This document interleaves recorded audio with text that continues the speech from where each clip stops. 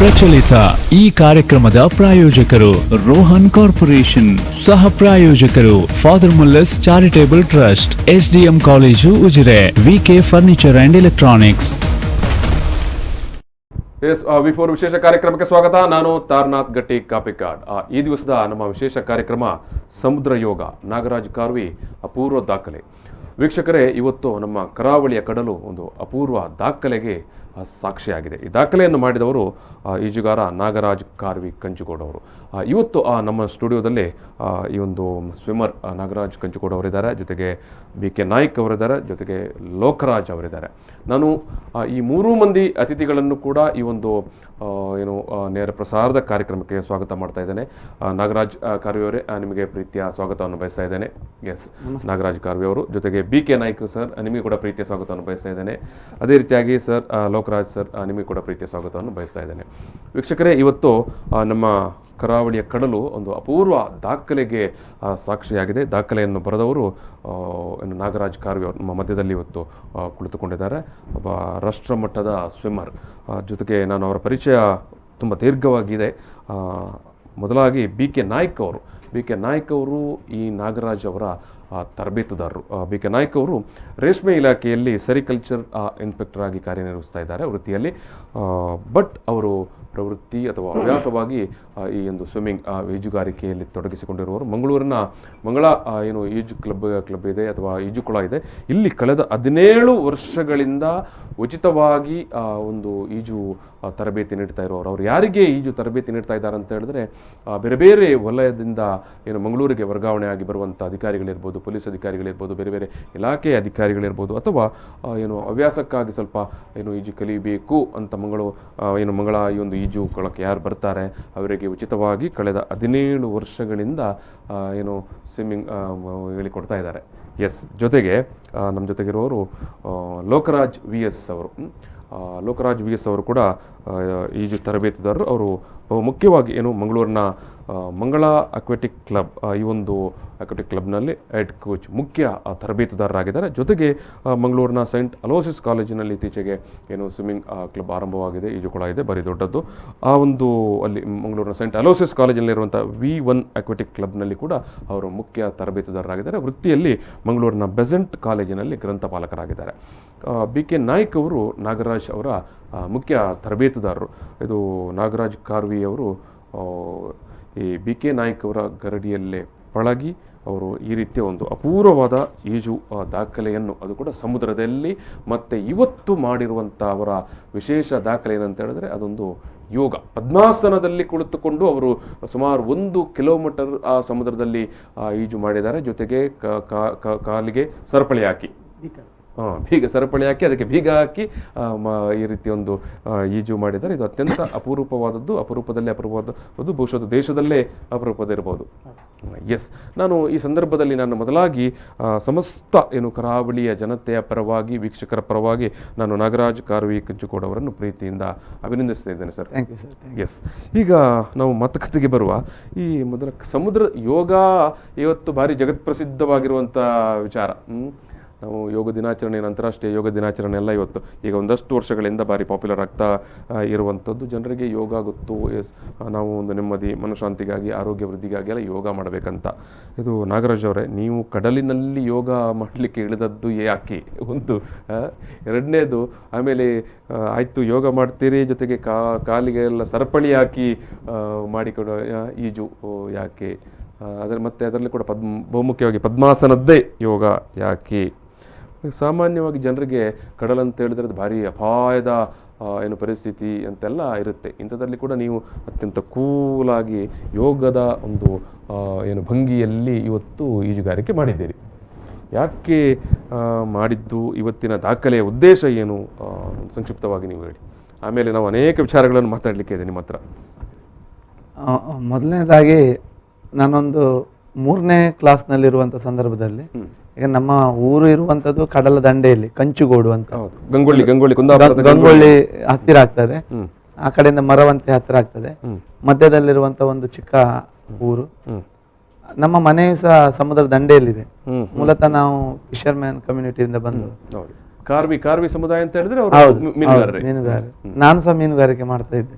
ಹಾಗೆ 3ನೇ ಕ್ಲಾಸಿಂದಲೇ ನಾನು ಸಮುದ್ರದಲ್ಲಿ ಇಳಿದು ಇದು ಈಜಬೇಕು ಅನ್ನುವಂಥ ಕಾರಣಕ್ಕಾಗಿ ಇಳಿದೆ. ಏನು ಒಂದು 10-12 ದಿವಸದ ಒಳಗೆ ಸುಮಾರಿಗೊಂದು ಈಜುವಷ್ಟು ಕರಗತ ಆಯಿತು. ಅದನ್ನ ಬೆಳೆಸ್ಕೊಂಡು ಬಂದೆ. ಯಾಕಂತ ಹೇಳಿದ್ರೆ ನಮಗೆ ಅಲ್ಲಿ ಈಜುವಂಥದ್ದು ಬೇಕೇ ಬೇಕು.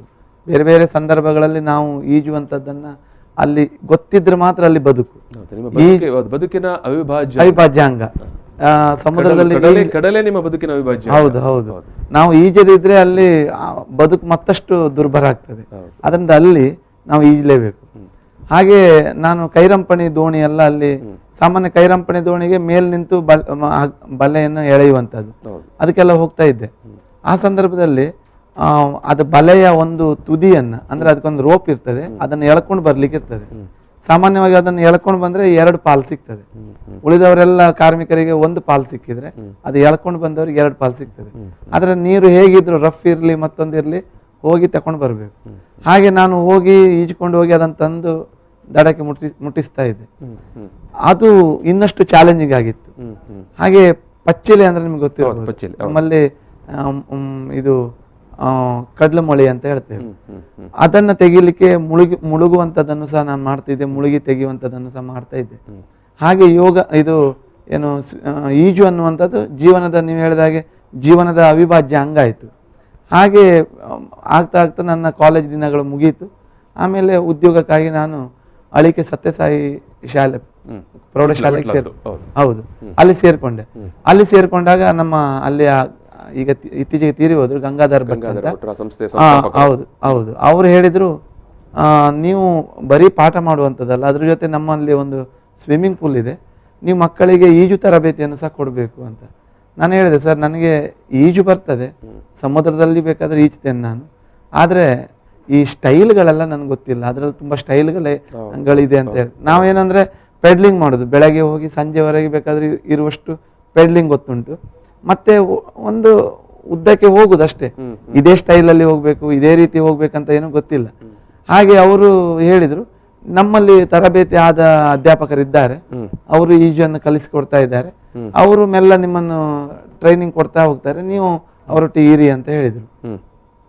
ಹಾಗೆ ನಾನು ಅವರೊಟ್ಟಿಗೆ ಇದ್ದುಕೊಂಡು ಮಕ್ಕಳಿಗೆ ಒಂದು ಕಡೆ ಮಕ್ಕಳಿಗೆ ಕಲಿಸ್ತಾ ಇದ್ದೆ, ಇನ್ನೊಂದು ಕಡೆಯಲ್ಲಿ ನಾನು ಕಲಿತಾ ಇದ್ದೆ. ಹಾಗೆ ಅಲ್ಲಿ 4 ಸ್ಟ್ರೋಕ್ಗಳನ್ನ ಕಲ್ತುಕೊಂಡೆ, ಸ್ವಲ್ಪ ಮಟ್ಟಿಗೆ ಕಲ್ತುಕೊಂಡೆ. ನಾನೇನು ಕಲ್ತಿದ್ದೇನೆ ನಮ್ಮ ಮಕ್ಕಳಿಗೆ ಅದನ್ನು ಕಲಿಸ್ಲಿಕ್ಕೆ ಪ್ರಯತ್ನ ಪಟ್ಟೆ. ಹೀಗೆ ಆಗ್ತಾ ಆಗ್ತಾ ನನಗೆ 2016ರಲ್ಲಿ ಸರ್ಕಾರಿ ಹುದ್ದೆ ಸಿಕ್ತು. ಸರ್ಕಾರಿ ಹಿರಿಯ ಪ್ರಾಥಮಿಕ ಶಾಲೆ ಕಲ್ಮಂಜದಲ್ಲಿ ಪದವೀಧರ ಬಂಟ್ವಾಳದ ಕಲ್ಮಂಜದಲ್ಲಿ ಪದವೀಧರ ಪ್ರಾಥಮಿಕ ಶಿಕ್ಷಕರ ಹುದ್ದೆ GPT ಅಂತ ಇದೆ. ಆ GPT ಹುದ್ದೆ ಸಿಕ್ಕಿದಾಗ ಒಮ್ಮೆ ಜಿಲ್ಲಾ ಮಟ್ಟದ ಸರ್ಕಾರಿ ನೌಕರರ ಕ್ರೀಡಾಕೂಟ ಇತ್ತು. ಆವಾಗ ಎಲ್ಲ ಹೇಳಿದ್ರು, ಅಲ್ಲಿ ಈಜು ಅನ್ನುವಂಥದ್ದೊಂದು ಕಾಂಪಿಟೇಷನ್ ಇದೆ, ಯಾಕೆ ನೀವು ಹೋಗಬಾರ್ದು ಅಂತ. ಮತ್ತೆ ಆ ಕಾರಣಕ್ಕಾಗಿ ನಾನು ಬಂದು ಅಲ್ಲಿ ಈಜುದನ್ನು ನೋಡಿದಾಗ BK ನಾಯಕ್ ಸರ್ ಅವರು ನನ್ನ ಕೈಯನ್ನು ಗಟ್ಟಿ ಹಿಡ್ಕೊಂಡ್ರು. ನೀವು ಮತ್ತು ನಿಮ್ಮ ಗುರು ಹೌದು, ಅವ್ರು ನನ್ನ ಕೈಯನ್ನ ಗಟ್ಟಿಯಾಗಿ ಹಿಡ್ಕೊಂಡು ಇದೇ ಮಂಗಳ ಈಜುಕೊಳದಲ್ಲಿ ಕೈಯನ್ನ ಗಟ್ಟಿಯಾಗಿ ಹಿಡ್ಕೊಂಡು ಹೇಳಿದ್ರು, ನೋಡಿ ನೀವು ಕಾರ್ವಿ ಅಲ್ಲ, ನಿಮಗೆ ಈಜ್ಲಿಕ್ಕೆ ಒಳ್ಳೆ ಬರ್ತದೆ, ನಾನ್ ನಿಮ್ಗೆ ಹೇಳಿ ಕೊಡ್ಲಿಕ್ಕೆ ಏನಿಲ್ಲ, ನಿಮಗೆ ಏನೋ ಸ್ವಲ್ಪ ಗೊತ್ತಿರುವುದ್ರಲ್ಲಿ ಸ್ವಲ್ಪ ಕರೆಕ್ಷನ್ ಮಾಡ್ಲಿಕ್ಕಿದೆ, ನೀವು ಪ್ರತಿ ದಿವಸ ಬರುವುದಾದ್ರೆ ನಿಮಗೆ ನಾನು ಯಾವುದೇ ಹಣ ತಗೊಳ್ಳದೆ ನಿಮಗೆ ಹೇಳಿ ಕೊಡ್ತೇನೆ, ಬರ್ತೀರಾ ಅಂತ. ಸರ್ ನನಗೆ ಸಂಜೆವರೆಗೆ ಟೈಮ್ ಕೊಡಿ ಅಂತ ಅವ್ರ ಹತ್ರ ಒಂದು ಟೈಮ್ ತಗೊಂಡು ನಾನು ಮನೆಗೆ ಹೋಗಿ ಮನೆಯಲ್ಲೆಲ್ಲ ಹೇಳಿದೆ. ಅವರಷ್ಟು ಪ್ರೀತಿಯಿಂದ ಕರೆಯುವಾಗ ನೀವು ಹೋಗಲೇಬೇಕು ಅಂತ. ಆ ದಿವಸದಿಂದ ಪ್ರತಿ ದಿವಸ ಇವರ ಹತ್ರ ಹೋಗಿ ನಾನು ಕಲಿತಾ ಇದ್ದೆ. ಸಣ್ಣ ಸಣ್ಣ ಮಿಸ್ಟೇಕ್ಗಳನ್ನು ಅವರು ಹೇಳಿಕೊಟ್ರು. ಅವರು ಹೇಳಿಕೊಡೋದ್ರ ಜೊತೆಗೆ ನಮ್ಮ ಲೋಕರಾಜ್ ಸರ್ ಅವರು ಇದ್ದಾರೆ, ಅವರು ಸಹ ಅಲ್ಲಿ ಇರ್ತಿದ್ರು. ಅವರ ಹತ್ರ ಕೆಲವು ಸಣ್ಣ ಸಣ್ಣ ಟಿಪ್ಸ್ಗಳನ್ನು ನಾನು ತಗೊಳ್ತಾ ಇದ್ದೆ. ಆಮೇಲೆ ಶಿವಾನಂದ ಗಟ್ಟಿ ಸರ್ ಅಂತ ಇದ್ದಾರೆ, ಅವರು ಸಹ ಕೆಲವು ಟಿಪ್ಸ್ಗಳನ್ನು ಕೊಟ್ಟರು. ಹಾಗೆ ಅಲ್ಲಿ ಒಂದು ಏನು ಈಜುವ ಪರಂಪರೆ ಬಂದ ಹಾಗೆ ಒಂದು ಸುಮಾರು 3.5 ವರ್ಷಗಳವರೆಗೆ ಅವರ ಗರಡಿಯಲ್ಲಿ ಪಳಗಿದ್ದಂತಲ್ಲ, ಅವರ ಜೊತೆಯಲ್ಲಿ ಅವ್ರು ಹೇಳಿದನ್ನು ನಾನು ಸ್ವಲ್ಪ ಪ್ರಯತ್ನ ಮಾಡ್ತಾ ಹೋದೆ. ಹಾಗೆ ಇದು ಸ್ಟೇಟ್ ಲೆವೆಲ್, ಆ ವರ್ಷ ಸ್ಟೇಟ್ ಲೆವೆಲ್ ಸರ್ಕಾರಿ ನೌಕರರ ಕಾಂಪಿಟೇಷನ್ಗೆ ಹೋದಾಗ ಒಂದು ಪದಕದ ರುಚಿ ಸಿಕ್ಕಿತು. ಹೇಗೆ ಅಂದರೆ ಈ ರಿಲೇಗಳಲ್ಲಿ ಒಂದೆರಡು ಪದಕ ಸಿಕ್ಕಿತ್ತು. ಇಂಡಿವಿಜುವಲ್ ಸಿಗಲಿಲ್ಲ, ಪ್ರಯತ್ನ ಪಟ್ಟೆ ಆದರೂ ಸಿಗಲಿಲ್ಲ. ಆವಾಗ ನಾಯಕ್ ಸರ್ ಹೇಳಿದರು, ನೋಡಿ ನೀವು ರಾಜ್ಯ ಮಟ್ಟದಲ್ಲಿ ಇವತ್ತಲ್ಲ ಒಂದು 2-3 ವರ್ಷದ ಒಳಗೆ ವೈಯಕ್ತಿಕವಾಗಿ ಬ್ರೆಸ್ಟ್ ಸ್ಟ್ರೋಕಲ್ಲಿ ನೀವು ಒಂದು ಬಹುಮಾನ ತರಲೇಬೇಕು ಅಂತ ಅವ್ರು ನನಗೆ ಹೇಳಿದರು. ಆಯ್ತು ಸರ್, ನೀವು ಹೇಳಿದಾಗೆ ನಾನು ಪ್ರಯತ್ನ ಮಾಡ್ತೇನೆ. ಆಯಿತು, ನೀವು ಪ್ರಯತ್ನ ಮಾಡಿ ಪ್ರತಿ ದಿವಸ ಬನ್ನಿ ಅಂತ. ಇದಾಗಿ ಒಂದು ನೆಕ್ಸ್ಟ್ ಇಯರಲ್ಲಿ ಹಾವೇರಿಯಲ್ಲಿ ರಾಜ್ಯ ಮಟ್ಟದ ಕಾಂಪಿಟೇಷನ್ ಆಯಿತು. ಆವಾಗ ಅವರು 2 ವರ್ಷ ಅಥವಾ 3 ವರ್ಷದ ನಂತರ, 2 ವರ್ಷದ ಒಳಗೆ ಅಂತ ಹೇಳಿದರು, 3 ವರ್ಷದ ಒಳಗೆ ಅಂತ ಹೇಳಿದರು. ಆದರೆ ವಿದಿನ್ 1 ಇಯರಲ್ಲಿ ನನಗೆ ಇಂಡಿವಿಜುವಲ್ 2 ಗೋಲ್ಡ್ ಮೆಡಲ್ ಸಿಗುವಷ್ಟು ಟ್ರೈನ್ ಅಪ್ ಮಾಡಿದ್ರು ಅವರು. ಹಾಗೆ ಈಗ ನಾನು ನಿಮ್ಮ ದೀರ್ಘವಾದ ಪರಿಚಯ ನನ್ನಲ್ಲಿದೆ, ನಾನು ಹೇಳಬೇಕಾದನ್ನು ಮಧ್ಯೆ ಈಗ ಸಂಕ್ಷಿಪ್ತವಾಗಿ ಈ ಒಂದು ಏನು ಸಮುದ್ರ ಯೋಗ ಇವತ್ತಿನ ದಾಖಲೆ ಅಥವಾ ಇವತ್ತಿನ ಯೋಗ ಅಥವಾ ಇವತ್ತಿನ ಒಂದು ನಿಮ್ಮ ಸಾಹಸದ ಪ್ರದರ್ಶನ ಇದೆಯಲ್ಲ ಸರ್, ಅದರ ಇಂದಿನ ಪರಿಕಲ್ಪನೆ ಏನು ಅಂತ? ಸರ್, ನಾನು 2000 ಇಸ್ವಿಯಲ್ಲಿ 10ನೇ ತರಗತಿಯಲ್ಲಿ ವ್ಯಾಸಂಗ ಮಾಡ್ತಾ ಇದ್ದೆ. ಆವಾಗ ನಮ್ಮ ಅಣ್ಣನಿಗೆ ಸ್ವಲ್ಪ ಈ ಸೊಂಟ ನೋವೆಲ್ಲ ಸ್ವಲ್ಪ ಇತ್ತು. ಹಾಗೆ ಅವರು ಶಾಂತಿವನ ಟ್ರಸ್ಟ್ ಧರ್ಮಸ್ಥಳದ್ದು ಯೋಗ ತರಬೇತಿ ಕೊಡ್ತಾರೆ ಅನ್ನುವಂತ ತಿಳ್ಕೊಂಡು ಒಂದ್ ದಿವಸ ನಾವು ಇವತ್ತು ಮುಂದುವರಿಸಿ ನೀವು ನಾವು ಇಲ್ಲಿ ವಿಡಿಯೋದಲ್ಲಿ ಇವತ್ತಿನ ಬೆಳಗಿನ ಆ ಒಂದು ಇದನ್ನು ನೋಡ್ತಾ ಇದ್ದೇವೆ, ಏನು ನಿಮ್ಮ ಸಾಹಸ ಪ್ರದರ್ಶನದ ಆರಂಭದ ಘಟನಾವಳಿಗಳನ್ನು. ಬಹುಶಃ ಅದರದ ಉದ್ಘಾಟನೆ ಕಾರ್ಯಕ್ರಮ ಅಲ್ಲಿ ನಡೀತಾ ಉಂಟು. ಎಸ್ ಸರ್, ನೀವು ಶಾಂತಿವನದಲ್ಲಿ ಶಾಂತಿವನ ಟ್ರಸ್ಟ್ ಧರ್ಮಸ್ಥಳ ಯೋಗ ಮತ್ತು ಅವರಿದ್ದು ಒಂದು ಕ್ಯಾಂಪ್ ಆಗ್ತಾ ಇತ್ತು ಹೆಮ್ಮಾಡಿಯಲ್ಲಿ. ಹಾಗೆ ಅಲ್ಲಿಗೆ ಅಣ್ಣ ಕರ್ಕೊಂಡು ಹೋದ್ರು. ನಾವೊಂದು 7-8 ಜನ ಅಲ್ಲಿಗೆ ಹೋಗಿ ಪ್ರತಿ ದಿವಸ ಸಂಜೆ 1-1.5 ಗಂಟೆಗಳ ಕಾಲ ಯೋಗ ತರಬೇತಿಯನ್ನು ಪಡೀಲಿಕ್ಕೆ ಪ್ರಾರಂಭ ಮಾಡಿದ್ವಿ. ಅವಾಗ ಭೋಜ ಹಂಡ ಅಂತ ಒಬ್ರು ಯೋಗ ಗುರು ಇದ್ರು. ಕೋಟೇಶ್ವರ ಶಾಲೆಯಲ್ಲಿ ಅವರು ಚಿತ್ರಕಲಾ ಶಿಕ್ಷಕರಾಗಿದ್ರು. ಅದ್ಭುತವಾದ ಯೋಗ ಹೇಳಿಕೊಡ್ತಾ ಇದ್ರು.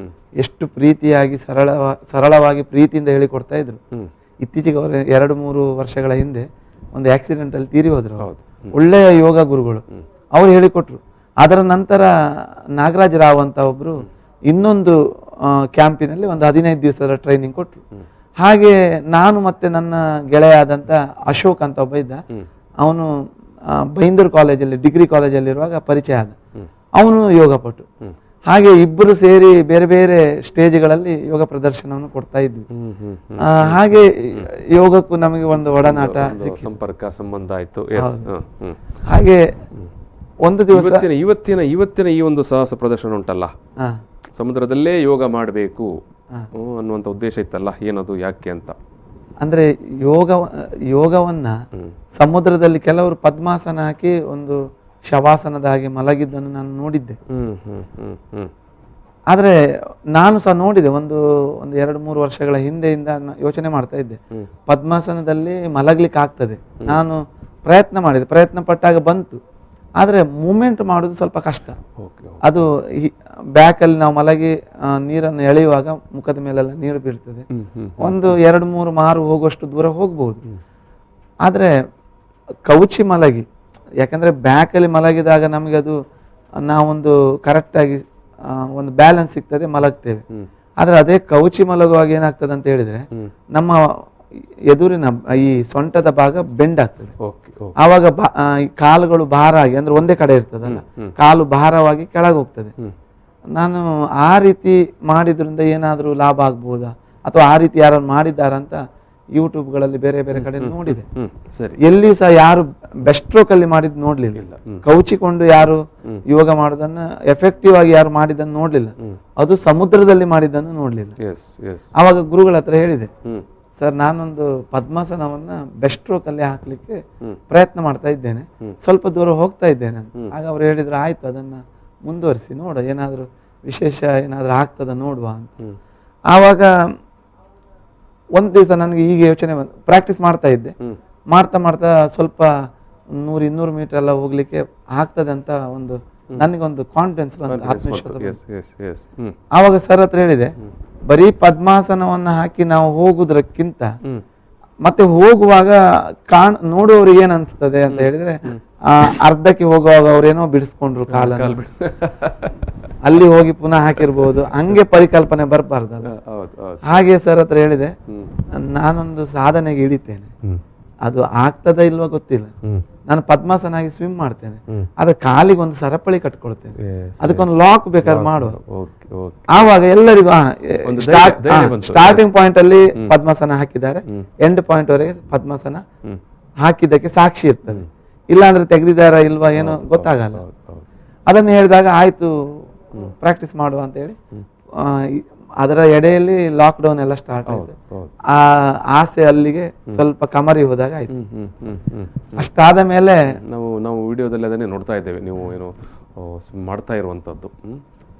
ಮುಂದುವರಿಸಿ. ಹಾಗೆ ಲಾಕ್ಡೌನ್ ತೆರವಾಗ್ತಾ ಬಂದು ಸ್ವಲ್ಪ ಒಂದೂವರೆ ತಿಂಗಳ ಹಿಂದೆ ನಾಯಕ್ ಸರ್ ಒಂದ್ ದಿವಸ, ಅವರು ಭಾರಿ ಸ್ಪಿರಿಟ್ ಜನ, ನಮ್ಮದೇ ಒಂದು ಸ್ವಿಮ್ಮಿಂಗ್ ಟೀಮ್ ಇದೆ, ಆ ಎಲ್ಲ ಟೀಮಿನವರಿಗೆ ಬೆಳಗ್ಗೆ 5:00 ಶುರು ಮಾಡ್ತಾರೆ, ಕಾಲ್ ಮಾಡಿ ಬನ್ನಿ ಇವತ್ತು ಇಂಥ ಕಡೆ ಹೋಗುದು, ಎಲ್ಲೋ ಒಂದು ಡ್ಯಾಮ್, ಎಲ್ಲೋ ಒಂದು ಕೆರೆ, ಎಲ್ಲೋ ಒಂದು ಸಮುದ್ರ, ಬೆಳಗ್ಗೆ ಎದ್ಕೊಂಡು ಹೋಗುದು 6 ಗಂಟೆ. ಒಳ್ಳೆ ಒಳ್ಳೆ ಒಳ್ಳೆ ಇಂಟ್ರೆಸ್ಟಿಂಗ್ ಇದೆ ನಿಮ್ಮ ಕಥನ. ಸಣ್ಣ ಒಂದು ಬ್ರೇಕ್ ತಗೊಳ್ತೇವೆ, ಬ್ರೇಕ್ ನಂತರ ನಾವು ಈ ಮಾತುಕತೆಯನ್ನು ಮುಂದುವರಿಸುವ. ವೀಕ್ಷಕರೇ, ಈಗೊಂದು ಸಣ್ಣ ಬ್ರೇಕ್ ತಗೊಳ್ತೇವೆ. ಬ್ರೇಕ್ ನಂತರ ನಾಗರಾಜ್ ಕಾರ್ವಿಯವರ ಈ ಒಂದು ಅಪೂರ್ವ ಸಾಧನೆಯ ಬಗ್ಗೆ ಅವರಿಂದಲೇ ಅವರ ಒಂದು ಅನುಭವವನ್ನು ಮತ್ತು ಅವರ ಸಾಹಸ ಕಥನವನ್ನು ಕೇಳುವ. ಜೊತೆಗೆ BK ನಾಯ್ಕ್ ಅವರು ಕೂಡ ಇದ್ದಾರೆ, ಲೋಕರಾಜ್ ಅವರು ಕೂಡ ಇದ್ದಾರೆ, ಅವರು ಕೂಡ ಅವರ ಅನುಭವಗಳನ್ನು ಕೂಡ ಹಂಚಿಕೊಳ್ಳಿಕ್ಕಿದ್ದಾರೆ. ಈಗ ಒಂದು ಸಣ್ಣ ಬ್ರೇಕ್. ಪ್ರಚಲಿತ ಈ ಕಾರ್ಯಕ್ರಮದ ಪ್ರಾಯೋಜಕರು ರೋಹನ್ ಕಾರ್ಪೊರೇಷನ್, ಸಹ ಪ್ರಾಯೋಜಕರು father Muller's charitable trust, SDM college Ujire, VK furniture and electronics. ಸಮುದ್ರ ಯೋಗ ನಾಗರಾಜ್ ಕಾರ್ವಿಯವರ ಅಪೂರ್ವ ದಾಖಲೆ, ಈ ವಿಚಾರವಾಗಿ ಇವತ್ತು ನಾವು ಮಾತಾಡ್ತಿದ್ವಿ. ಇವತ್ತು ಮಂಗಳೂರಿನ ತಣ್ಣೀರುಬಾವಿ ಕಡಲು ಒಂದು ಅಪೂರ್ವವಾದಂಥ ಒಂದು ದಾಖಲೆಗೆ ಸಾಕ್ಷಿಯಾಗಿತ್ತು. ಈ ದಾಖಲೆಯನ್ನು ಮಾಡಿದವರು ನಾಗರಾಜ ಕಾರ್ವಿ ಕೊಂಚಗೋಡು ಅವರು ಒಂದು ಯೋಗದ ಆಸನದಲ್ಲಿ ಬಹುಮುಖ್ಯವಾಗಿ ಪದ್ಮಾಸನದಲ್ಲಿ ಕಾಲಿಗೆ ಸರಪಳಿಯನ್ನು ಕಟ್ಟಿಕೊಂಡು ಸುಮಾರು 1 ಕಿಲೋಮೀಟರ್ ಯೂಜ್ ಮಾಡಿದ್ದಾರೆ. ಅದು ಇವತ್ತು ಇಂಡಿಯನ್ ಬುಕ್ ಆಫ್ ರೆಕಾರ್ಡ್ನಲ್ಲಿ ದಾಖಲಾಗಿದೆ. ಸೊ ಇಂಥ ಒಂದು ಅಪೂರ್ವ ದಾಖಲೆಯ ಮಾಡಿದ ಸಂದರ್ಭದಲ್ಲಿ ಅವರು ಇವತ್ತು ನಮ್ಮ ಸ್ಟುಡಿಯೋದಲ್ಲಿ ಈ ಒಂದು ಮಾತುಕತೆ ಸಂದರ್ಭದಲ್ಲಿ ಭಾಗವಹಿಸಿದ್ದಾರೆ. ಜೊತೆಗೆ ಅವರ ತರಬೇತುದಾರರಾಗಿರುವಂಥ BK ನಾಯ್ಕ್ ಅವರು, ಅವರ ಜೊತೆಗೆ ಈಜುಗಾರಿಕೆಯಲ್ಲಿರುವಂಥ ಲೋಕರಾಜ್ VS ಅವರು ಕೂಡ ಸ್ಟುಡಿಯೋದಲ್ಲಿದ್ದಾರೆ. ಜೊತೆಗೆ ಇವರೆಲ್ಲರ ಸ್ವಿಮ್ಮಿಂಗ್ ತಂಡದ ಸದಸ್ಯರು ಆಗಿರುವಂಥ ಅಶೋಕ್ ದೇವಾಡಿಗ ಅವರು ಕೂಡ ನಮ್ಮ ಸ್ಟುಡಿಯೋದಲ್ಲಿ ಇವತ್ತು ಇದ್ದಾರೆ. ಬಟ್ ಮಾತುಕತೆಯಲ್ಲಿ ನಾಗರಾಜ್ ಕಾರ್ವಿ ಅವರು, BK ನಾಯ್ಕ್ ಅವರು ಮತ್ತು ಲೋಕರಾಜ್ ಅವರು ಭಾಗವಹಿಸ್ತಾ ಇದ್ದಾರೆ. ಈ ಒಂದು ಮಾತುಕತೆಯ ಬ್ರೇಕ್ನ ಮೊದಲು ನಾನು ಈ ಒಂದು ಸಮುದ್ರ ಯೋಗದ ವಿಚಾರವಾಗಿ ನಾಗರಾಜ್ ಕಾರ್ವಿ ಅವರನ್ನು ಮಾತನಾಡುವ ಸಂದರ್ಭದಲ್ಲಿ ಅವರ ಕಥನಗಳನ್ನು ಹೇಳ್ತಾ ಇದ್ದರು. ಲಾಕ್ಡೌನ್ ಟೈಮಲ್ಲಿ ಅವರು ಎಲ್ಲ ಸಿದ್ಧತೆಗಳನ್ನು ಮಾಡಿಕೊಂಡಿದ್ದರು, ಈ ರೀತಿಯ ಒಂದು ದಾಖಲೆಯನ್ನು ಮಾಡಬೇಕು ಅಂತ. ಅಷ್ಟೊತ್ತಿಗೆ ಅಲ್ಲಿ ಲಾಕ್ಡೌನ್ ಬಂತು ಅಂತ. ಸೊ ವೀಕ್ಷಕರೇ, 2 ಮಾಹಿತಿಗಳನ್ನು ಈ ನಡುವೆ ಹೇಳಬೇಕಾಗಿದೆ. ಅವರ ಕಥನವನ್ನು ಅವರು ಮುಂದುವರಿಸ್ತಾರೆ. ನಾಗರಾಜ್ ಕಾರ್ವಿ ಕಂಚುಕೋಡವರು ಬಂಟ್ವಾಳದ ಕಲ್ಮಂಜ ಸರ್ಕಾರಿ ಹಿರಿಯ ಪ್ರಾಥಮಿಕ ಶಾಲೆಯಲ್ಲಿ ಪದವೀಧರ ಪ್ರಾಥಮಿಕ ಶಿಕ್ಷಕರಾಗಿ ಸೇವೆ ಸಲ್ಲಿಸ್ತಾ ಇದ್ದಾರೆ. ಒಬ್ಬ ಶಿಕ್ಷಕರಾಗಿದ್ದುಕೊಂಡು ಅವರ ಸೇವೆ ಅದು ಅಪೂರ್ವವಾದದ್ದು. ಯಾಕಂತ ಹೇಳಿದರೆ ಅವರು ಕೇವಲ ಪಾಠ ಪ್ರವಚನಕ್ಕೆ ಮಾತ್ರ ತೊಡಗಿಕೊಂಡವರಲ್ಲ, ಈಜು ತರಬೇತಿದಾರನಾಗಿ ಕೂಡ ಅವರು, ಜೊತೆಗೆ ಒಬ್ಬ ಎಕ್ಸ್ಪರ್ಟ್ ಈಜುಗಾರನಾಗಿ ಕೂಡ ಅವರು ಒಂದು ಸಾಧನೆ ಮಾಡಿದವರು. 2020 ಫೆಬ್ರವರಿಯಲ್ಲಿ ಗುಜರಾತ್ನ ವಡೋದರದಲ್ಲಿ ನಡೆದ master games federation of India ನಡೆಸಿದ ರಾಷ್ಟ್ರಮಟ್ಟದ ಈಜು ಸ್ಪರ್ಧೆಯಲ್ಲಿ ಕರ್ನಾಟಕ ರಾಜ್ಯವನ್ನು ಪ್ರತಿನಿಧಿಸಿ 3 ಚಿನ್ನದ ಪದಕವನ್ನು ಪಡೆದವರು. 200 ಮೀಟರ್ ಬ್ರೆಸ್ಟ್ ಸ್ಟ್ರೋಕ್ನಲ್ಲಿ, ಆಮೇಲೆ 100 ಮೀಟರ್ ಬ್ರೆಸ್ಟ್ ಸ್ಟ್ರೋಕ್ನಲ್ಲಿ, ಆಮೇಲೆ 50 ಮೀಟರ್ ಬೆಸ್ಟ್ ಸ್ಟ್ರೋಕ್ನಲ್ಲಿ ಅವರು ಈ ಒಂದು ಚಿನ್ನದ ಪದಕವನ್ನು, ಕಂಚಿನ ಪದಕವನ್ನು, 100 ಮೀಟರ್ ಬ್ರೆಸ್ಟ್ ಸ್ಟ್ರೋಕ್ನಲ್ಲಿ ಚಿನ್ನದ ಪದಕ, 200 ಮೀಟರ್ನಲ್ಲಿ ಬ್ರೆಸ್ಟ್ ಸ್ಟ್ರೋಕ್ನಲ್ಲಿ ಚಿನ್ನದ ಪದಕ. ಜೊತೆಗೆ ಅದಕ್ಕಿಂತ ಮೊದಲು 2019ರಲ್ಲಿ ಮಾಸ್ಟರ್ ಗೇಮ್ಸ್ ಅಸೋಸಿಯೇಷನ್ ಅವರು ನಡೆಸಿದ ರಾಜ್ಯ ಮಟ್ಟದ ಈಜು ಸ್ಪರ್ಧೆಯಲ್ಲಿ ಕೂಡ 3 ಚಿನ್ನದ ಪದಕಗಳು, 200 ಮೀಟರ್, 100 ಮೀಟರ್, 50 ಮೀಟರ್, ಈ ರೀತಿಯಾಗಿ ರಾಷ್ಟ್ರ ಮಟ್ಟದಲ್ಲಿ ಗುರುತಿಸಿಕೊಂಡಿರುವ ಒಬ್ಬ ಈಜುಪಟು. ಇದರೆಲ್ಲದರ ಜೊತೆಗೆ ಒಬ್ಬ ಸಾಹಿತಿಯಾಗಿ, ಬರಹಗಾರನಾಗಿ ಕೂಡ, ಲೇಖಕನಾಗಿ ಕೂಡ ಗುರುತಿಸಿಕೊಂಡವರು. ಕಳೆದ 1 ವರ್ಷಗಳಿಂದ ನಿರಂತರವಾಗಿ ಮಂಗಳೂರಿನ ಜಯಕಿರಣ ಪತ್ರಿಕೆಯಲ್ಲಿ ಪಡುಗಡಲಿನಿಂದ ಅನ್ನುವಂಥ ಒಂದು ಅಂಕಣವನ್ನು ಬರೀತಾ ಇದ್ದಾರೆ. ಅದು ಬಹುಮುಖ್ಯವಾಗಿ ಕಡಲ ಮಕ್ಕಳ ಅಂದರೆ ಮೀನುಗಾರರ ಬದುಕಿನ ಅಥವಾ ಅವರ ಸಂಸ್ಕೃತಿಯನ್ನು ಪರಿಚಯ ಅಥವಾ ಅನಾವರಣ ಮಾಡ್ತಾ ಇರುವಂಥ ಒಂದು ಅಂಕಣ ಲೇಖನ. ಜೊತೆಗೆ ಇಬ್ಬನಿಯ ಮೆರವಣಿಗೆ ಅನ್ನುವಂಥ ಒಂದು ಕಥಾ ಸಂಕಲನ ಅವರದ್ದು ಪ್ರಕಟವಾಗಿದೆ. ಆಮೇಲೆ ಕಮಲತನಯ ಷಟ್ಪದಿ, ಅದು ಸಂಪೂರ್ಣವಾಗಿ ಕುಸುಮ ಷಟ್ಪದಿಯಲ್ಲಿ ಬರೆದಂಥ ಒಂದು ಅಪೂರ್ವವಾದಂಥ ಕೃತಿ. ಜೊತೆಗೆ ಸಿದ್ಧವಾಗಿರುವಂಥ ಪ್ರಕಟಣೆಗೆ ಸಿದ್ಧವಾಗಿರುವಂಥ ಕೃತಿಗಳು ಇನ್ನಷ್ಟು ಇದ್ದಾವೆ.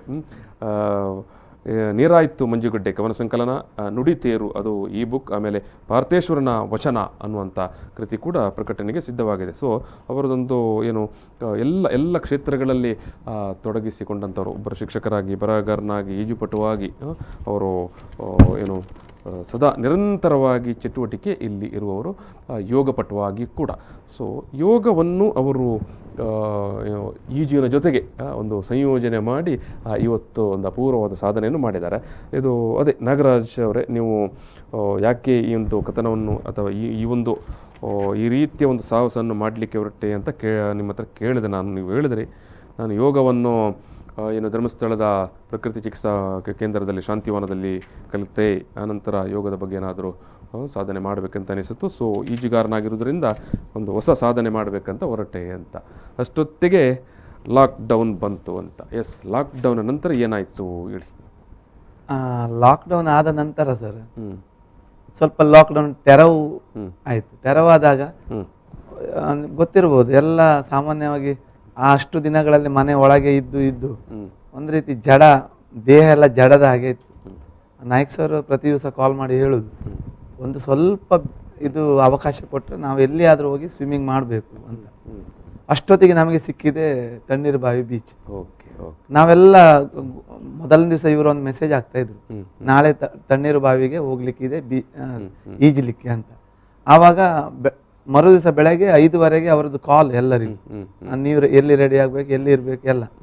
ಮತ್ತೆ ನಾವೊಂದು ತಂಡ ಕಟ್ಕೊಂಡು ಅಲ್ಲಿ ಈಜ್ಲಿಕ್ಕೆ ಹೋಗ್ತಿದ್ವಿ. ಅಲ್ಲಿ ಈಜ್ತಾ ಪುನಃ ನನಗೆ ಲಾಕ್ಡೌನ್ ಮೊದಲೊಂದು ಯೋಚನೆ ಮಾಡಿದ್ನಲ್ಲ, ಅಲ್ಲಿ ಪುನಃ ಒಮ್ಮೆ ರಿಮೈಂಡ್ ಆಯ್ತು, ನೋಡುವ ಪದ್ಮಾಸನ. ಹೌದು, ಅದ್ರ ಮೊದಲು ನಾನು ಮಾಡ್ತಾ ಇದ್ದೆ, ಹೌದು ಪ್ರಾಕ್ಟೀಸ್ ಮಾಡಿದ್ದೇನೆ. ಆ ಪ್ರಾಕ್ಟೀಸ್ ಎಲ್ಲಿ ಹೋಗಿದೆ ನೋಡುವ, ಅಲ್ಲೇ ಉಂಟಾ ಅಥವಾ ಏನಾದ್ರೂ ಲಾಕ್ಡೌನ್ ಒಟ್ಟಿಗೆ ಹೋಯ್ತಾ ನೋಡುವ ಅಂತ ಹೇಳಿ ಒಮ್ಮೆ ಪ್ರಯತ್ನ ಮಾಡಿದೆ. ಕರೆಕ್ಟಾಗಿ ಉಂಟು, ಇನ್ನೂ ಸ್ವಲ್ಪ ಪ್ರಾಕ್ಟೀಸ್ ಮಾಡಿದೆ. ಮತ್ತೆ ಧೈರ್ಯವಾಗಿ ಸರ್ ಹತ್ರ ಹೇಳಿದೆ, ಸರ್ ಈಗ ಹೇಗೂ ನಾವೀಗ ಪ್ರಾಕ್ಟೀಸ್ ಮಾಡ್ತಾ ಇದ್ದೇವೆ, ನಾನೊಂದು ನ್ಯಾಷನಲ್ ರೆಕಾರ್ಡಿಗೆ ಒಂದು ಪ್ರಯತ್ನ ಪಡ್ಬೋದಾ ಅಂತ ಕೇಳಿದೆ. ಅದಕ್ಕೆ ಅವರು ಹೇಳಿದರು, ಧಾರಾಳವಾಗಿ ಪಡ್ಬೋದು, ನೀವು ಒಂದು ಅಪ್ಲೈ ಮಾಡಿ ನೋಡಿ ಅಂತ. ಅದಕ್ಕೆ ನಾನು ಲಿಮ್ಕಾ ಬುಕ್ ಆಫ್ ರೆಕಾರ್ಡಿಗೆ ಒಂದು ಅಪ್ಲಿಕೇಶನ್ ಹಾಕಿದೆ, ಹಾಗೆ ಇಂಡಿಯಾ ಬುಕ್ ಆಫ್ ರೆಕಾರ್ಡಿಗೆ ಒಂದು ಹಾಕಿದೆ.